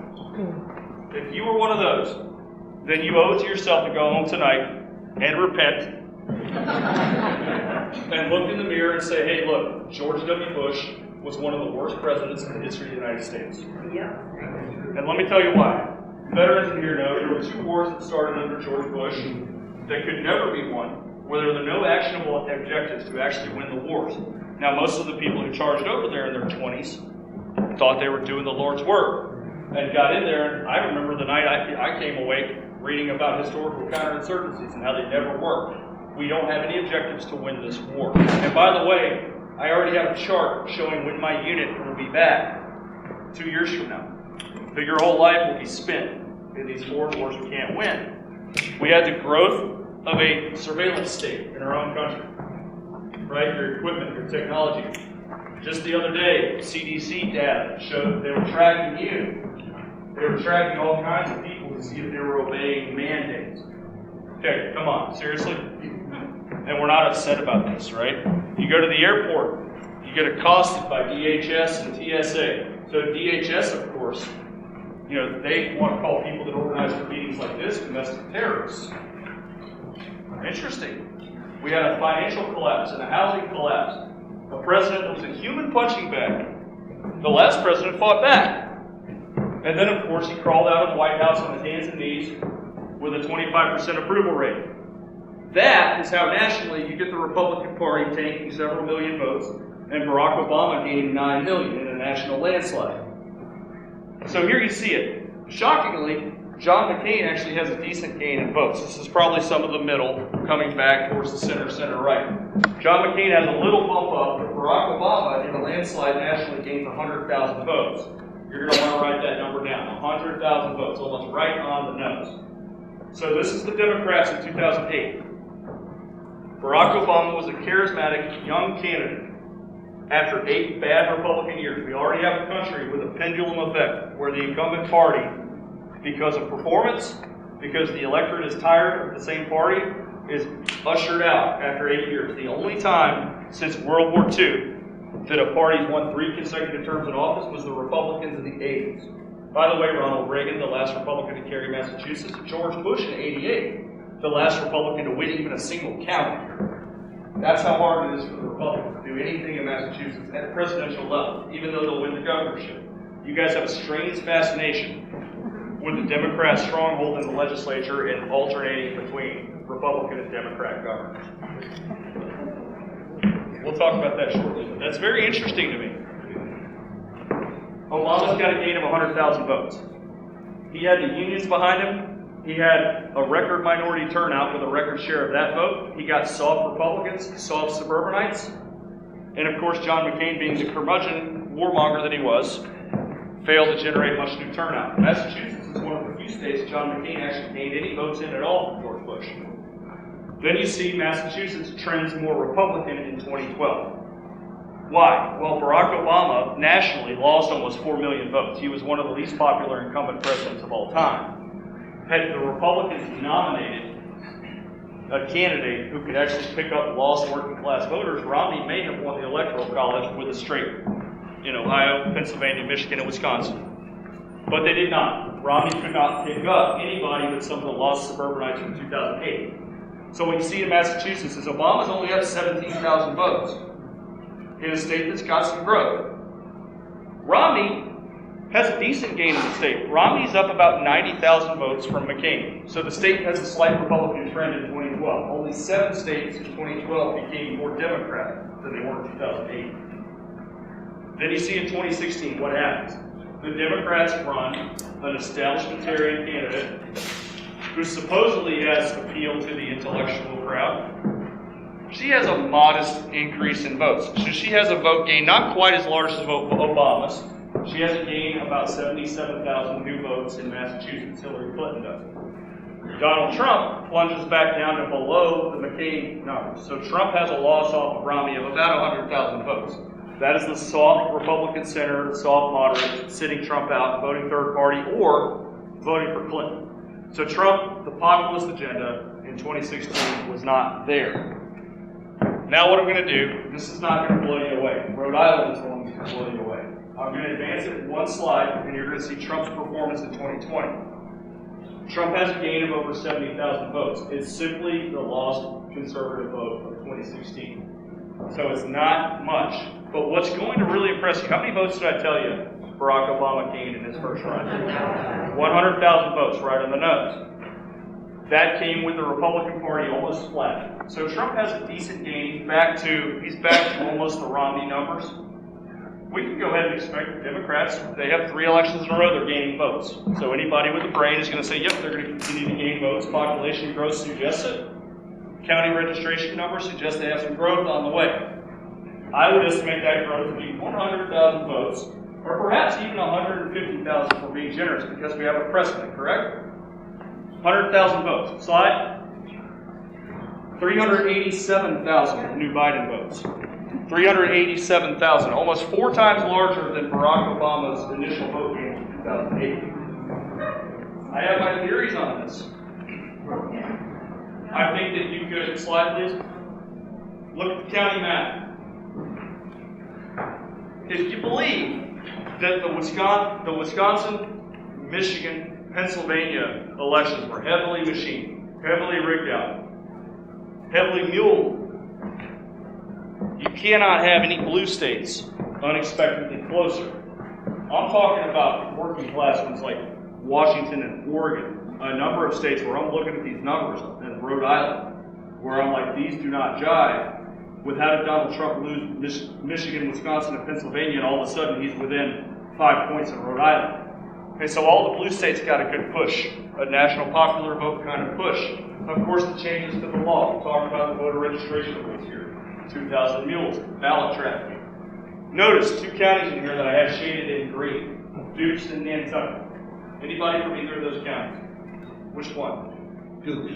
You're from Dukes. You came all the way here just to see those? I'm going to be on Dukes. I live between Bolton and Mother's Vineyard. I retired. Nice. So I spend time there. I was about to tell you I'm going to be in Dukes tomorrow, but okay. Got it. So 2,000 mules. The theory is there were 2,000 people that were super mules that were dropping off at 10 boxes per day, receiving stacks and stacks of ballots and being paid, photographing their ballots and dumping boxes as ballot harvesters. What do you have to do to get to Dukes or Nantucket? You have to jump on a ferry. And ferries cost money and time. Time is another valuable currency. Green means the trends look normal or somewhat normal. Hey, this is becoming more Democrat year after year. It's slightly more Democrat in 2020. It's maybe 1,000 votes within what I would expect it to be. I'm going to put it as green. Why green? Because any election integrity activist, you don't have much of a leg to stand on going after Nantucket. Okay, but when I show you Middlesex County and Bristol County, you'll understand what I'm talking about. Anything in yellow, just like she talked about. 39 out of the 50 townships that don't use machines, most of those are in the yellow. The red ones are the ones where the numbers are completely swallowing any historical trend that has ever been present in the state. And a number of your counties had a Republican trend in voter registration during Trump's term. I expected Donald Trump to break that deadlock where the Republicans couldn't carry the county, and I expected him to carry Bristol County. He did not, and I'll show you why. All right, I need a double tap. All right. Bristol County, 2004. 2004 is my baseline for the 4 counties I'm going to show you tonight. Can everybody hear me okay in the back? All right, the 4 counties I'm going to show you tonight. My baseline is 2004. 2004 was the beginning of the high turnout era. 2000 was a very low turnout election for both parties. And in 2004, both parties had a strong gain. They gained about 10 million plus votes apiece nationally. In 2004, this is the John Kerry year. John Kerry won Bristol County handily by 65,000 votes. And then when Barack Obama came on the scene, this is a strange one, because Obama trended almost everything in the nation, including conservative strongholds, more Democrat. This one trended more Republican. Bristol County did. Obama is actually down in votes from John Kerry. Like I told you, Kerry had a bit of a home field advantage here. But you have McCain has a decent gain, 8,000 votes. And the county trends Republican in 2008. It's only worth 56,000 votes in margin now compared to the year before, in which it was 65,000. Slide. Now you're going to see Romney. Romney has a very small gain, low percentage gain. The Democrats are now trending down. Why? Obama's term, his first term, was what I call the death of the non-college white Democrats. So the white working class stopped being loyal to the Democrats in Obama's first term. That manifested itself with the Tea Party coming to life in 2010. Remember Scott Brown, right? The Democrats lost their grip on the unions and the white working class, especially men, during Obama's first term. They became anti-industry. Out west, anti-resource extraction. So all the mining, the Iron Range in Minnesota, the oil fields, the Democrats became the party opposed to all sorts of industry, and the working class took note. So you have a trend again, Republican. The county trends Republican again in 2012. The problem with the Republicans is they have a hard time making large gains because they don't represent the interests of the working class. And now comes Donald Trump, 2016. You're going to see a 12,000 vote gain for Trump. Now look at what the Democrats are doing. Because population gain here is not crazy in Bristol County. The Democrats are now hemorrhaging voters. The larger the Republican gain, the bigger the Democrat drop. Look at it, it's almost 1-to-1. 12,000 new Republican, 14,000 fewer Democrat. This is called a coalition shift. These guys start voting for that guy. Sometimes it works against Republicans, like in Northern Virginia. All those moderates that used to vote for the government GOP started voting for the Democrats. Donald Trump doesn't even have as many votes in Fairfax County, Virginia as George W. Bush had in 2004. That's a coalition shift against the GOP. Y'all got a coalition shift, figuring it out? Generally a limited population, and the people start changing parties. And you see that trend right there. So what I'm going to do in this county, as I will do in the other 4 counties, not yet, but when I advance the slide, you're only going to see one column. It's going to be like when you play blackjack and the dealer throws the up card, and you're going to try to figure out what you think he's got on the bottom, based on the trends that I've established. Slide. There's Donald Trump, 2020. Trump with a gain of 14,000 votes. The voter registration numbers suggest that he would perform well in Bristol County, better than any county in the state. I have 3 consecutive cycles of Democrat decline, which is almost unprecedented nationally because Obama gained almost everywhere in 2008, except for this county. But I have 3 consecutive cycles of Democrat decline, and now the Republicans are gaining a ton of votes. Okay, this isn't Romney with 3,000 new votes because the people hate the Democrats. This is Donald Trump grabbing former Democrats and saying, come on my side. So I'm at 119,000. The Democrats just hemorrhaged 14,000 the last time Trump had a gain that wasn't even as large as the one he had in 2020. This is why I thought he would win Bristol County. So what is your anticipated number for Biden? Do you think it's going to go down or up? It should go down. It should go down. I would estimate this to be a 50-50 push. At best case scenario. Worst case for Biden, Trump wins the county by 10,000 votes. Okay?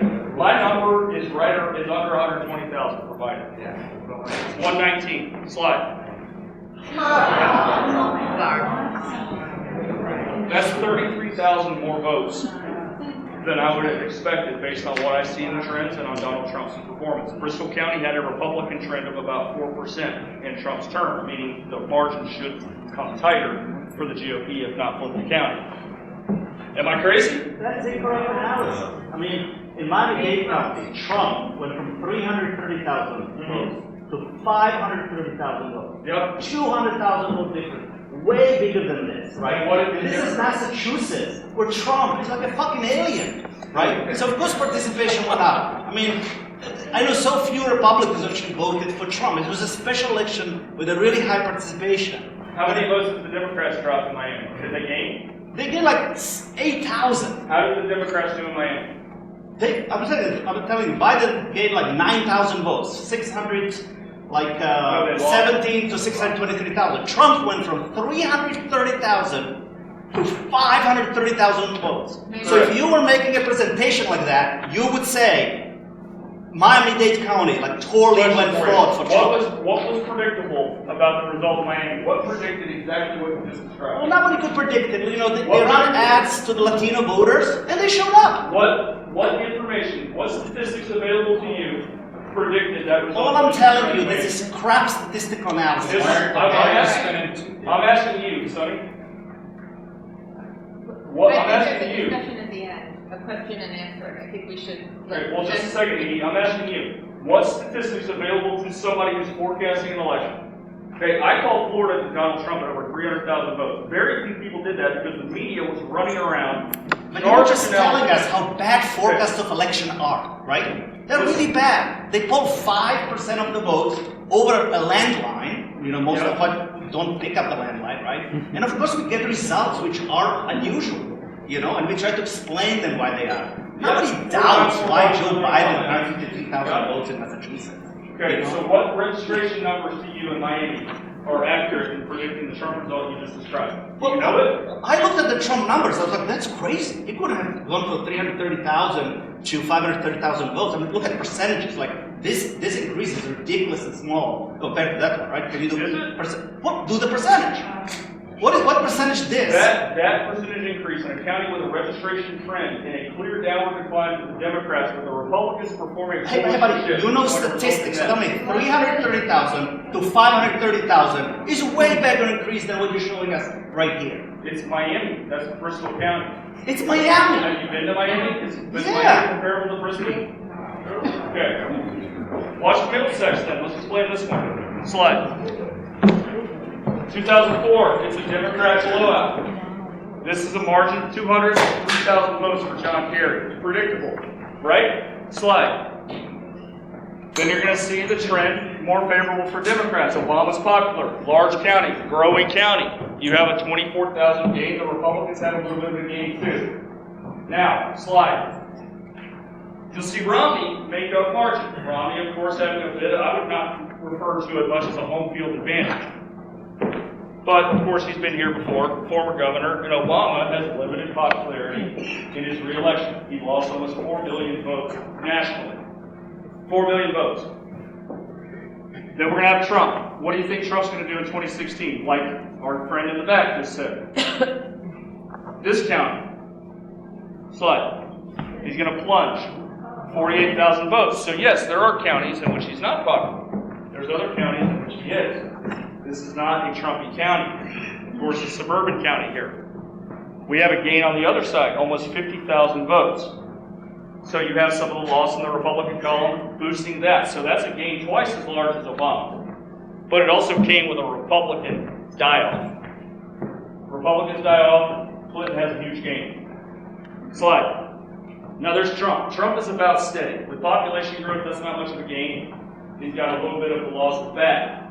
I would definitely anticipate some Democrat growth here based on the growth in the county. The question is how much? We've got a gain of 24,000 on the board. We have a gain of 49.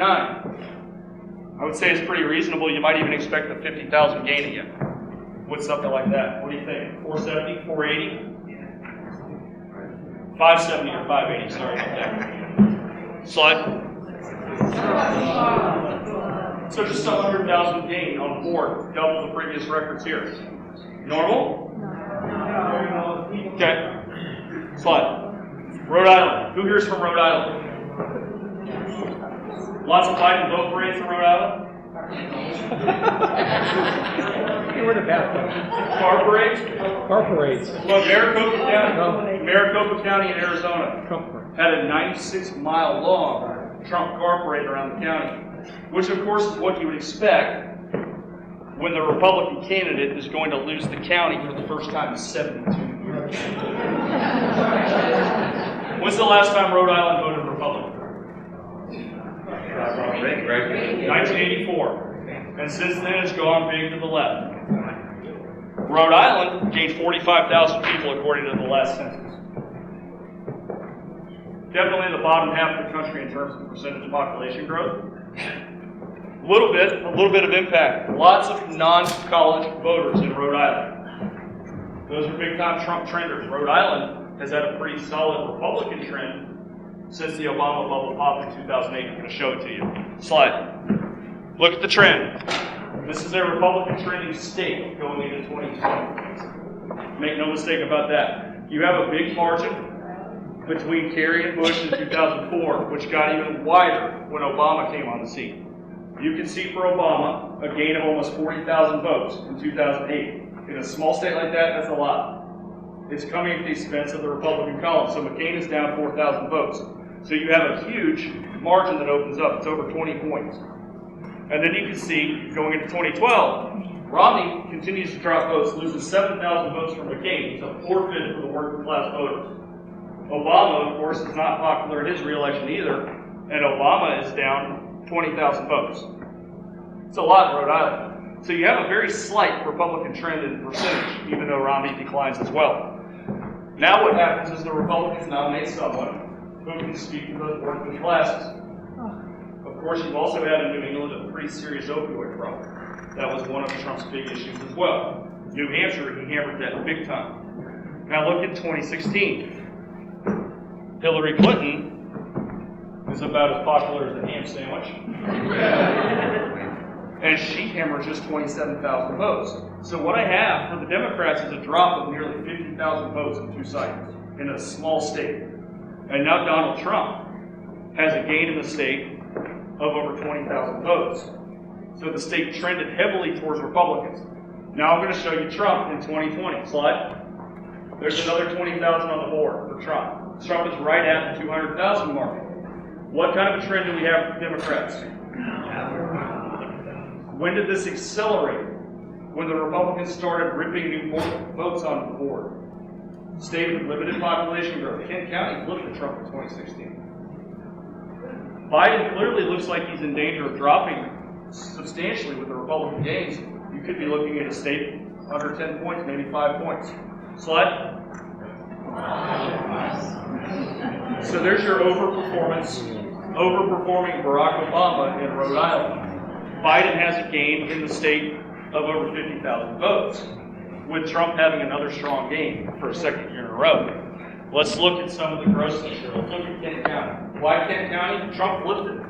In 2016, it was a big deal. Trump won a county in Rhode Island. Slide. By the way, if it's in green, I wouldn't bother. Slide. Kent County, Democrat county for John Kerry. 9,000 vote gap. Slide. Obama expands the Democrat margin by 6,000 votes. Obama has a strong gain in the county. Why? In 2008, Obama still controlled the unions, record minority turnout with a record share of the vote, soft Republicans, moderates, and a poor Republican nominee. And an 8-year tailwind pushing the incumbent party out of office. Everything working for Obama. Now we're going to see the trend begin. Slide. And it begins even though the Republicans continue to lose with Romney, because Obama loses more. You have a very slight nudge towards the right. And now watch this. Slide. There's Trump, flips the county. Trump has a gain of 7,000. The Democrats lose almost an identical number. In a county with very little population growth. The county is now flipped. Coalition shift has been in effect for 2 cycles. If I'm a Trump strategist, I'm looking to continue driving up votes. I'm looking to get up over 40,000 votes. If I get over 40,000, we should definitely hold the county and continue to expand the margin. Slide. 42,000. So a modest gain in the county with the Democrats trending down for 2 cycles. To me, that appears to be about a 42,000 to 35,000 kind of county. Slide. 49,000. This is your state on mail-in ballots. This is your state on collective voter rolls. Slide. Providence. Providence is a 62,000 vote Democrat county. Slide. Then it's going to go for Obama. Republicans can't grow. Obama's got a big boom. How big is the boom? It's 23,000. Slide. Then you have both parties losing almost the same amount of votes, giving the Democrat margin of victory a very slight nudge to the right in total percentage. Trump with a big gain, 15,000 on the board. So now you're starting to see the coalition shift in Providence as well. So Trump moves the biggest county in the state substantially to the right by piling up 15,000 new votes with his platform a big enough drop on the Democrat column. So now we're only at 52,000 votes when Obama had won it by 86, 8 years before. If I'm a Trump strategist, I'm going to want to try to push that up around 100,000. Slide. There's 103,000 votes for Trump. Democrats appear to be in trouble based on the current issues in the state. What do you think, up or down? I'm thinking definitely below 140. Slide. 25. Slide. All right. Obviously, not everyone agrees with this analysis. But who does? Who found something out of this? I'd like to ask you one question. We're going to take questions at the end. Yep. Seems like it was a 25% increase. What's that? Seems like it was a 25% increase that Biden got from the 4 years prior to that. A lot of them look very uniform across other Yes, states. that's my point. There are 10 points that can be pushed by local activists and have been pushed by local activists across the country. In Nye County in Nevada, we saw Nye County's county commission move with a 5-0 vote to get rid of the electronic voting system. So activists, depending where you are, you're not going to have a good time with it here or in Suffolk County or Providence. But if you're in some of the smaller counties, you can start the discussion, particularly about number 8. I think you're going to like number 8. But there are 10 points towards bringing about true election integrity in the state, in Rhode Island, in any state. And if we get these points in, we're going to have elections that we can trust. Okay, whether you believe the election fraud is real or not, the confidence in our elections is that a majority of Americans, including 41% of Democrats, don't trust the system of election. Why do you think that is? Because they've had issues in their primaries for years. The candidates just being cherry-picked to run. Kind of like how the Republicans tried it in 2016. First step, slide number 1. That's the goal, is to end the electoral dysfunction. Because you've lost the passion for the things you used to love. And you show up to the polling center and you just don't feel like you're in the mood. You need to pop that red pill. Slide. And the first step that you bring about is to clean out the voter rolls. The voter roll is the foundation for a successful election, whether you're going to have a clean election or one that's riddled with fraud. And I'm going to show you why. So if you want to come up and take a photo, you're more than welcome. I'm not claustrophobic. Slide, please. This is from Wisconsin. Wisconsin is absolutely grimy. Don't take my word for it. Take the word of a conspiracy theorist named Robin Voss, who said the General Assembly Speaker in Wisconsin, Robin Voss, said their election was corrupted with widespread fraud. His words, not mine. Is Robin Voss a conspiracy theorist? Check it. Top left, this apartment in Madison County. The Democrats need 2 counties in Wisconsin to be able to win. They need Dane County, which is Madison, and they need Milwaukee County. They need those both to be booming, and they need to get within certain numbers in the Republican strongholds around Milwaukee to be able to win. The state is not a 14-point state anymore, like it was for Obama in 08. That apartment in the top left, 312 registered voters. 312 registered voters, 20 units. 16 registered voters per unit. Look, I've heard about Irish Catholic families in the Northeast side. But that's big. That's big. Look, 16 registered voters, that doesn't even account for minors who can't vote or people that are not registered to vote. So we're talking about maybe 18, 20, 22 people per unit. Holy moly, that must be a lot of bunk beds. I'm not crazy. Look, canvassers have unveiled this kind of stuff. The Wisconsin internal audit from the Secretary of State's office revealed voters registered as exclamation points and apostrophes.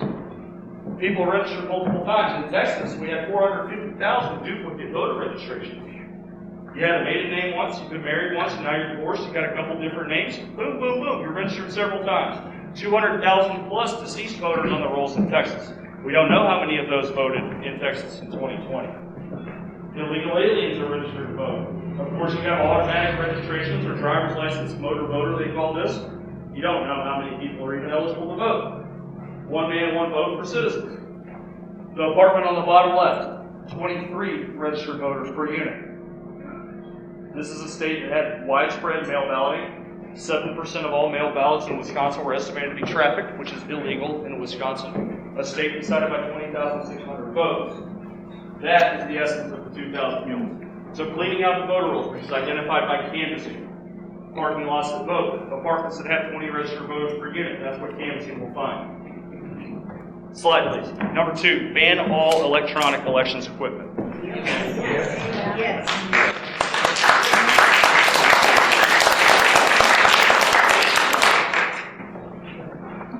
Ballot marking devices, scanners, tabulators, electronic poll pads. We don't need electronic equipment. Okay, we have an over-reliance on electronics in Afghanistan and Iraq too. So sometimes when our messaging devices would go down, people would literally stop the war effort. Okay, we rely on this kind of stuff. We have nothing but issues with it. Go read the Antrim County, Michigan report. Read Jeff O'Donnell's reports from Mesa County in Colorado. And I'm not specific about vendors. Hey, but I'm telling you that we have enough issues. Look at Maricopa County. What would happen, Nancy, if you defied a subpoena today? What do you think would happen to you? I would go to jail. You would go to jail. Who thinks you would be in a lot of trouble if you defied a subpoena? The Maricopa County Board of Supervisors was subpoenaed for logs and routers pertaining to electronic systems and did not turn them over to the Arizona Senate. Why not? Because if this is the safest, most secure election of all time, we'll check it out, and now we're off the hook because it's been chased for a year. To me, seems pretty easy. The solution, of course, is paper ballots. Slide. Paper ballots only with voter ID. Anti-counterfeit measures, and of course, we're going to go through the slides. There are ways to get around the electronics. Slide. Voter ID. Who thinks it's racist to have voter ID requirements? Anybody? Nobody does. Good. Who here has bought a firearm in the past year? Anybody? So I used to own guns, but tragically I lost them all in a boating accident. It was horrible. It was awful. And all my ammo. Anybody fly out of Logan Airport recently? Anybody ever been pulled over by a state trooper? Who tried to buy a beer once upon a time in college and got carded the first time? I got carded when I was about 30. Having identification is part of life. Okay, in the South, of course, they make it a big racial issue about voter ID. There's a number of conservative states that don't have voter ID, like North Carolina. If you want to fight effectively on the issue of voter ID, you need to take a lesson from Trump's mean tweets. Okay, a lot of people clutch their pearls about mean tweets, or whatever this is they clutch their tweets, right? What is that called?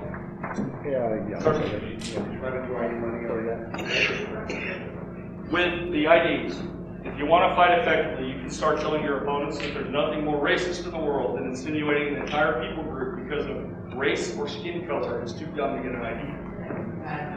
Slide. Number 4, ban mail-in voting.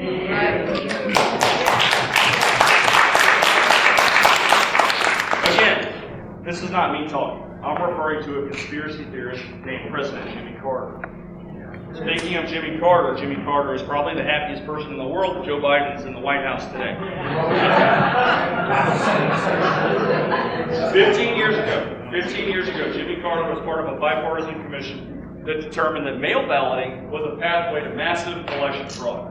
France banned mail-in balloting decades ago because they found widespread fraud from mail voting on course code. You had people voting multiple times.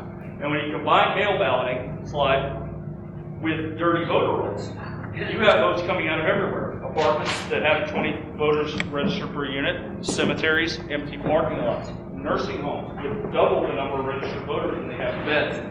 That's the talk of a conspiracy theorist in Racine County named Sheriff Schmaley, who found the fraud and pushed it to charges with the DA. I have an asterisk next to mail-in voting. I'm fair. I'm hard, but I'm fair. Overseas military? Fine. legitimately disabled with a notary, fine. Everybody, for the sake of convenience, just because. Look, we go to the gym, we go to the driving range, we go shoot, we get our hair done, we go on a road trip, go to the airport. Once every 2 years, you can show up and go vote. Slide. Number 5, ban early voting. You guys don't have much of that here, do you? You used to not. In Texas, it's a religion. 91% of our vote was in early, before the election. 3 weeks of early voting. How did the Democrats respond? Slide. Drive-through voting lanes. It was so dangerous to get out of your car and go vote in 2020. It was much easier to just roll up and roll your window down and stick a stack of IDs out and get the same number of ballots back. Run them right through for 3 weeks. I also believe with the use of electronic equipment, based on the reports of several subject matter experts, that people do indeed know, just like we said in Rhode Island, right, counting ballots early. People know the score of these elections that are on the machines before election day. None of you should be voting early. Now, exceptions with the asterisk. Doctors, nurses, pilots, people that can't show up on election day. Every veteran in here knows there's a waiver for everything. We'll figure that out. Slide. Number 6, drastically smaller precincts. Now you guys are organized into so many little patchworks here, it's not as much of a problem. Slide. But in Maricopa County in Arizona, 748 voting precincts, now handling a massive population. A number of those precincts had over 7,700 votes cast for president. 7,700 votes. Which must mean a registration roll of 9,000 or 10,000 even with high turnout. So anybody here involved in precinct leadership? One person. You're short-handed, aren't you? Very short-handed. Usually it's a couple people. So by the way, if you're looking to get plugged in, absolutely a dire need for precinct workers, poll workers, precinct committeemen. How in the world, tell me, how in the world can anybody over a precinct that large, 7,000 votes for president, keep an eye on the voter rolls for accuracy, updated? People move in and out all the time. People die. How do you keep that in check? How do you observe all election processes over now what is weeks? I was told that it's election day. I didn't know it was election weeks or election month. In Minnesota, see, I gotta practice my accents when I go. Look, in Minnesota, they start voting by mail for president in September. There's not even time for an October surprise with the O'Reilly election. And then after the election, it's almost impossible to canvass effectively a precinct that size. This is why we need precincts of 1,200 or fewer voters. That is going to enable restricting mail-in balloting for those who actually need to vote by mail and cutting back on the early voting. And it's going to be aided by the 8th point. Slide. But the 7th point is the ban ballot harvesting. There are a number, not nationally, there are a number of Democrats like Tulsi Gabbard who are 100% against ballot harvesting. But even though it may be banned, because it's banned in Wisconsin, it's banned in Texas, it's very difficult to enforce that. Of course, you have 2,000 mules and all the data that came off the cell phone page and all the video showing the ballot harvesting. It's the third-party collection of ballots. We'll talk questions at the end. Third-party collection of ballots. Of course, dropped off in the drop boxes all over the place. Fished out of the apartments with 20 registered voters per unit, or the nursing homes with double the amount of registered voters that they have beds. And returned. It's the secret sauce for bumping up turnout in mail-in elections. And it's probably what happened here as the predominant mechanism of finding 400,000 new votes. Slide. Slide. Number 8. Election day is a holiday. Yes.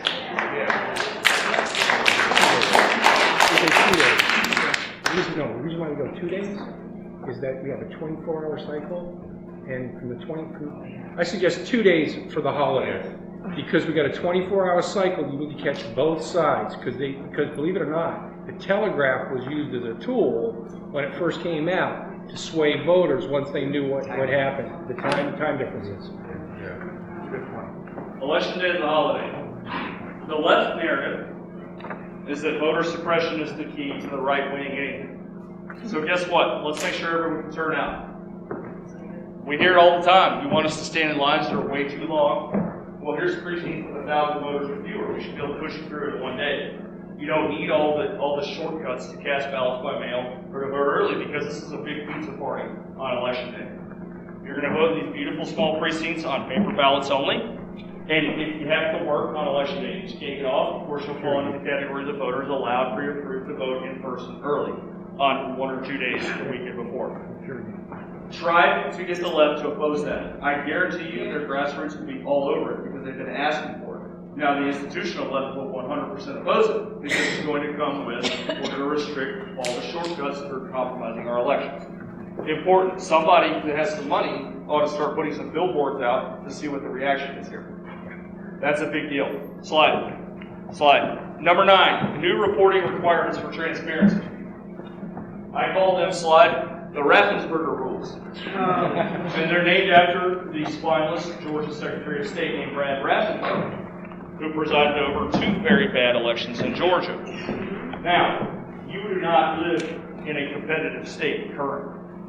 Okay, but if you're from, anybody from PA or Michigan or Wisconsin, anybody? If you're from PA, many times you would have seen 66 counties come in, and if you're conservative, hey, things look good. Well, here's Philly several days later. Or here's Wayne County, Michigan several days later. Milwaukee County. It's going to soon be all the time Atlanta, Dallas, Charlotte, Phoenix, Vegas. It's already in Portland and Seattle. So you have one dominant county that'll have its own set of rules and count votes for days. And then, miracle, at the end of the several days of counting, here's the result of your state, which has been aided by the poll, correct? So, under these rules, the few mail-in ballots that we actually have out are going to be returned no later than 5 o'clock the day before the election. None of this stuff where you can still apply to vote by mail the night before an election and we'll wait for 9 days. What in the world is anybody thinking? Then we're going to count those first, and we're going to report the total number of ballots at every polling station as the polls close. That's a binding number. And then we have a time with our beautiful smaller precincts to count these ballots and have a result. I don't care if we have to wait. I waited 4 days to see what happened in Pennsylvania, 10 days to see what happened in Arizona. Really, around Christmas time, you can still get running vote totals in California. This will stop. Can you imagine the response? If 66 counties in Pennsylvania waited around for Philadelphia to report its votes and then dumped their votes 2 days later and won every election, that would be interesting. Slide. And the final point, heavy prison sentences for those who commit election fraud.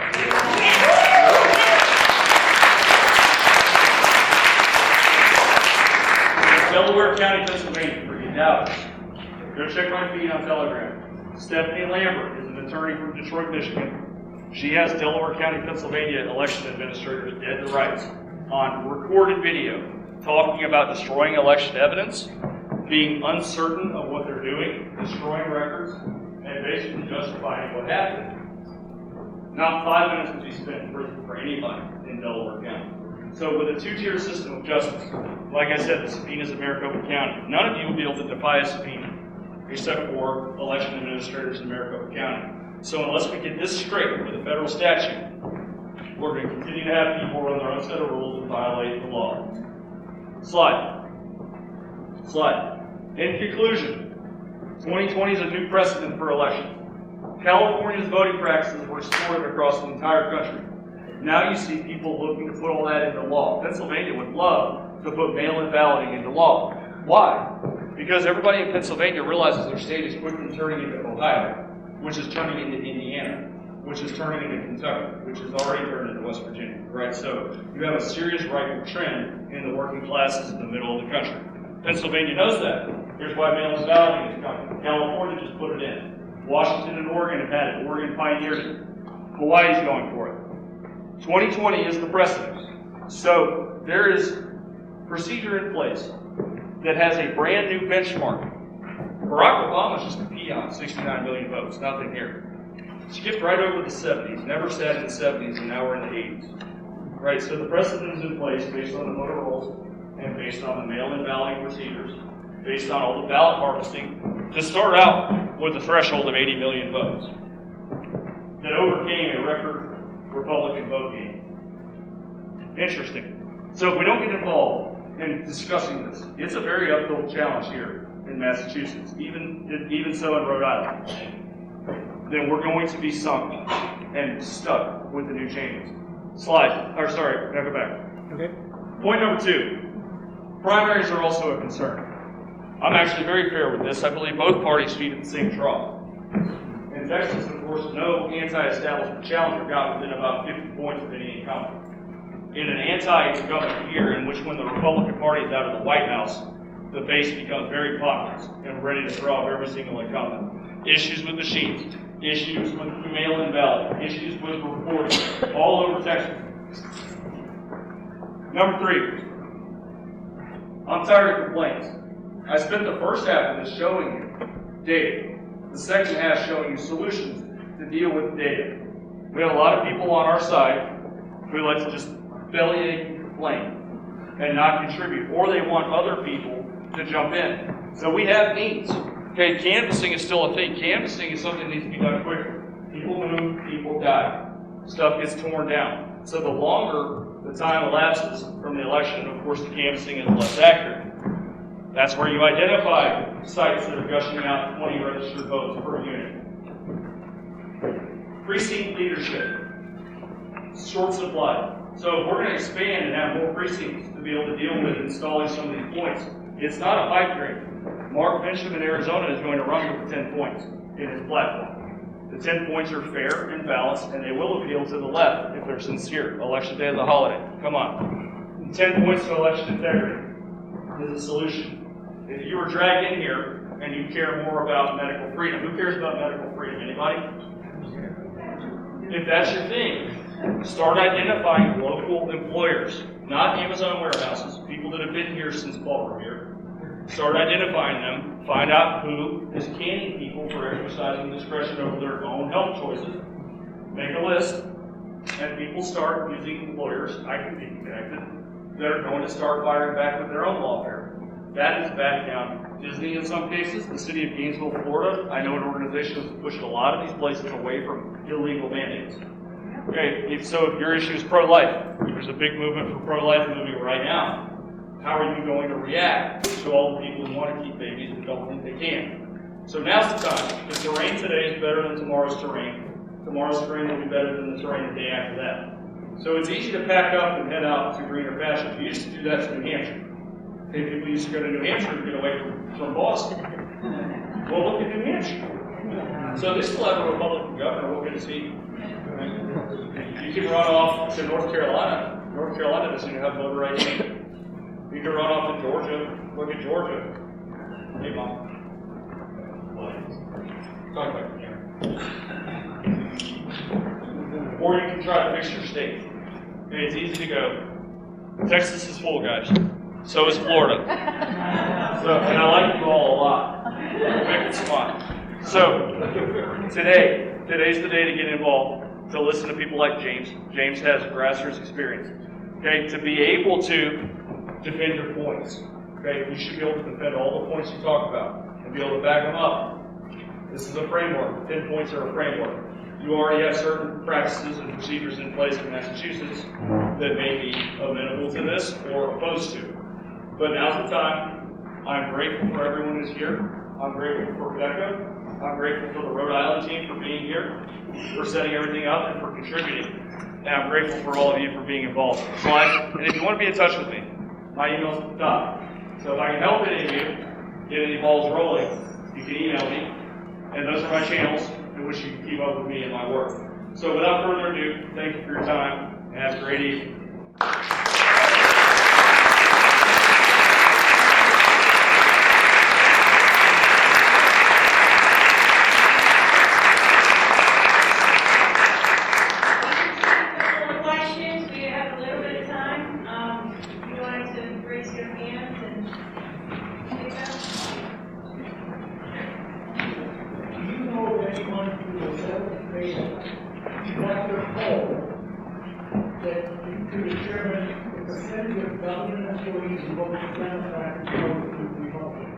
The question was, do I know any polls that determine what percentage of government employees support Democrats versus Republicans? I don't know the exact answer, but I've seen them for college professors, and it's 98% generally in most campuses that are registered Democrat, and usually less than 2 or 3% anywhere that are registered Republican. The same can be said for trial lawyers, it's 90 to 10. I don't have that for government officials, but I would imagine that it's probably 60-40 or 70-30.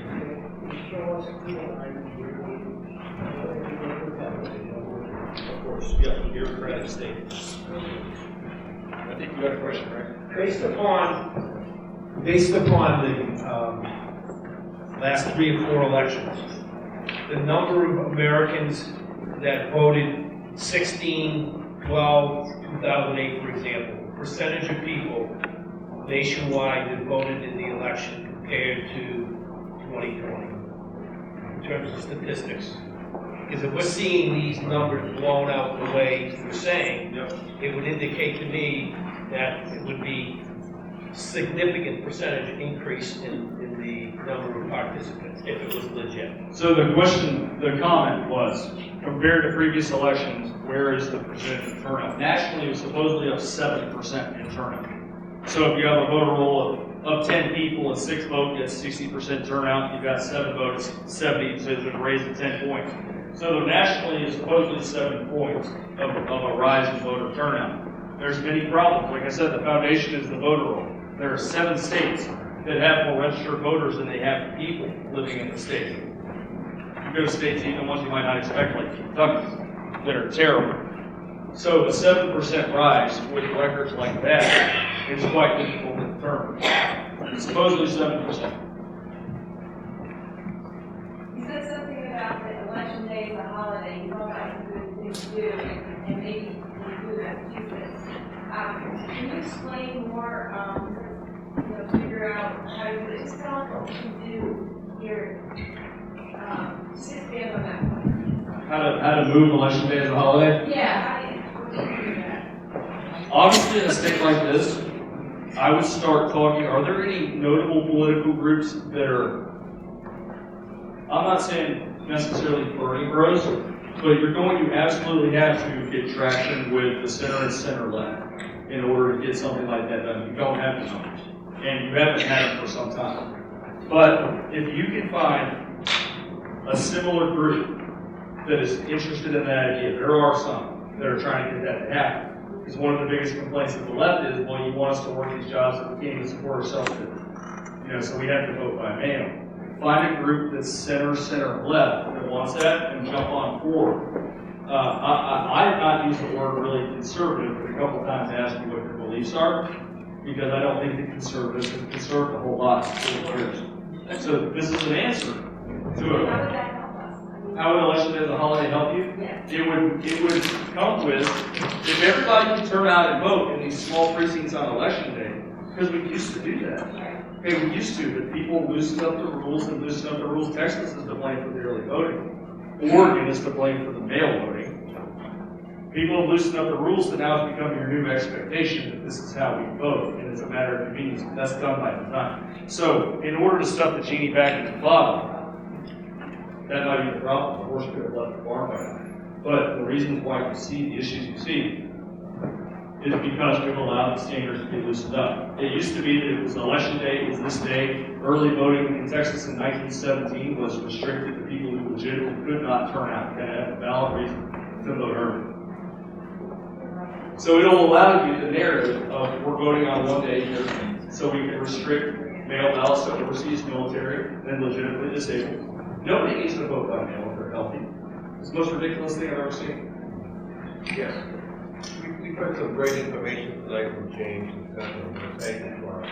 I'd like to add one other thing that wasn't touched upon tonight, and that is that we have to really get focused and push these politicians.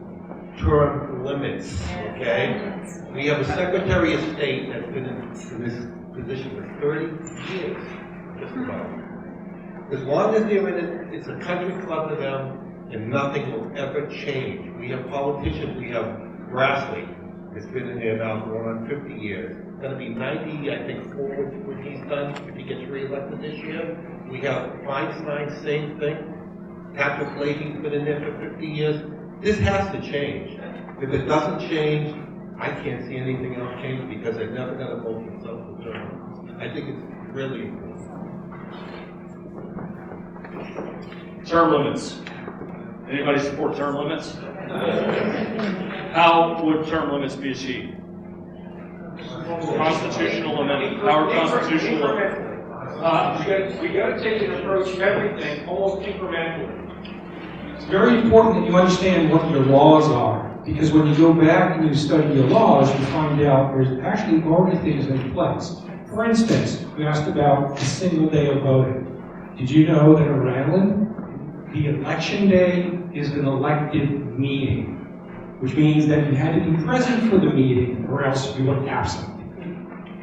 That was a choice. You're absent. So you go back to the laws and you look at those things, but you have to do things incrementally. You have to take and win people over. Rhode Island, going back into it, they had freedom of speech because they didn't want to have violence. They didn't want to have fighting. So they would argue things out. That's what we have to do. We have to discuss. Be curious and everything else, but when you start doing that, it's amazing because you find common ground and move things forward. What he said, yes. Did you study in any way the law involved? That how they have the ballot, having the candidates there, actually voting on a different line for that candidate, and crossed up. He's talking about the hanging chads from Florida in 2000. So there's a number of theories, and I think a couple documentaries out there that talk about that, as it was deliberately designed to fail, to justify moving on to machines.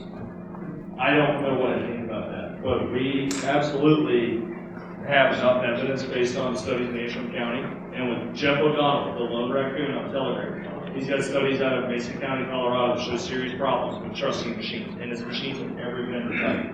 So you can look up hanging chads. There's a documentary, I don't know the name of it, it was very interesting. One last question, yes, ma'am. We were talking here today about our luxurious, miserable person, Galvin. Well, people, I got some news for you if you want to really do something. Really, okay? Rayla Campbell is on the ballot. I got the call this evening. I have her here. If you want it, I'll be glad to share it. So please, come election day, primaries, everything, get out there and vote. Don't sit at home and expect your next door neighbor to do your job for you. Get out, help the people, get the elderly out there, and get them to vote. And also yourselves, run for office, no matter what it is. You can do that. And it's important because we gotta be seen and not to be sitting down. I ran for school committee and I was on there for 15 years. Let me tell you, get out there and do your job. You're Americans, do it.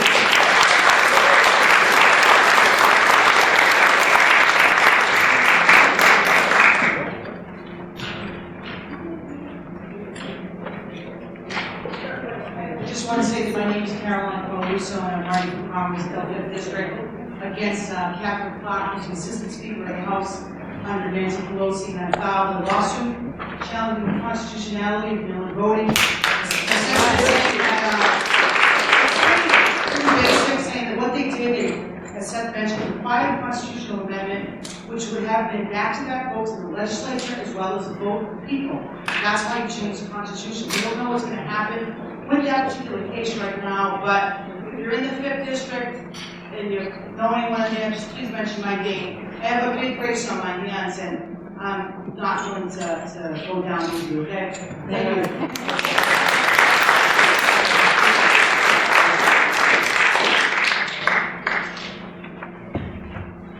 I guess we're going to wrap it up. The only thing I would ask, I hate to say this, but if you could clean your area and help clean your chair away. This is grassroots right now. And just thank you to Seth and James and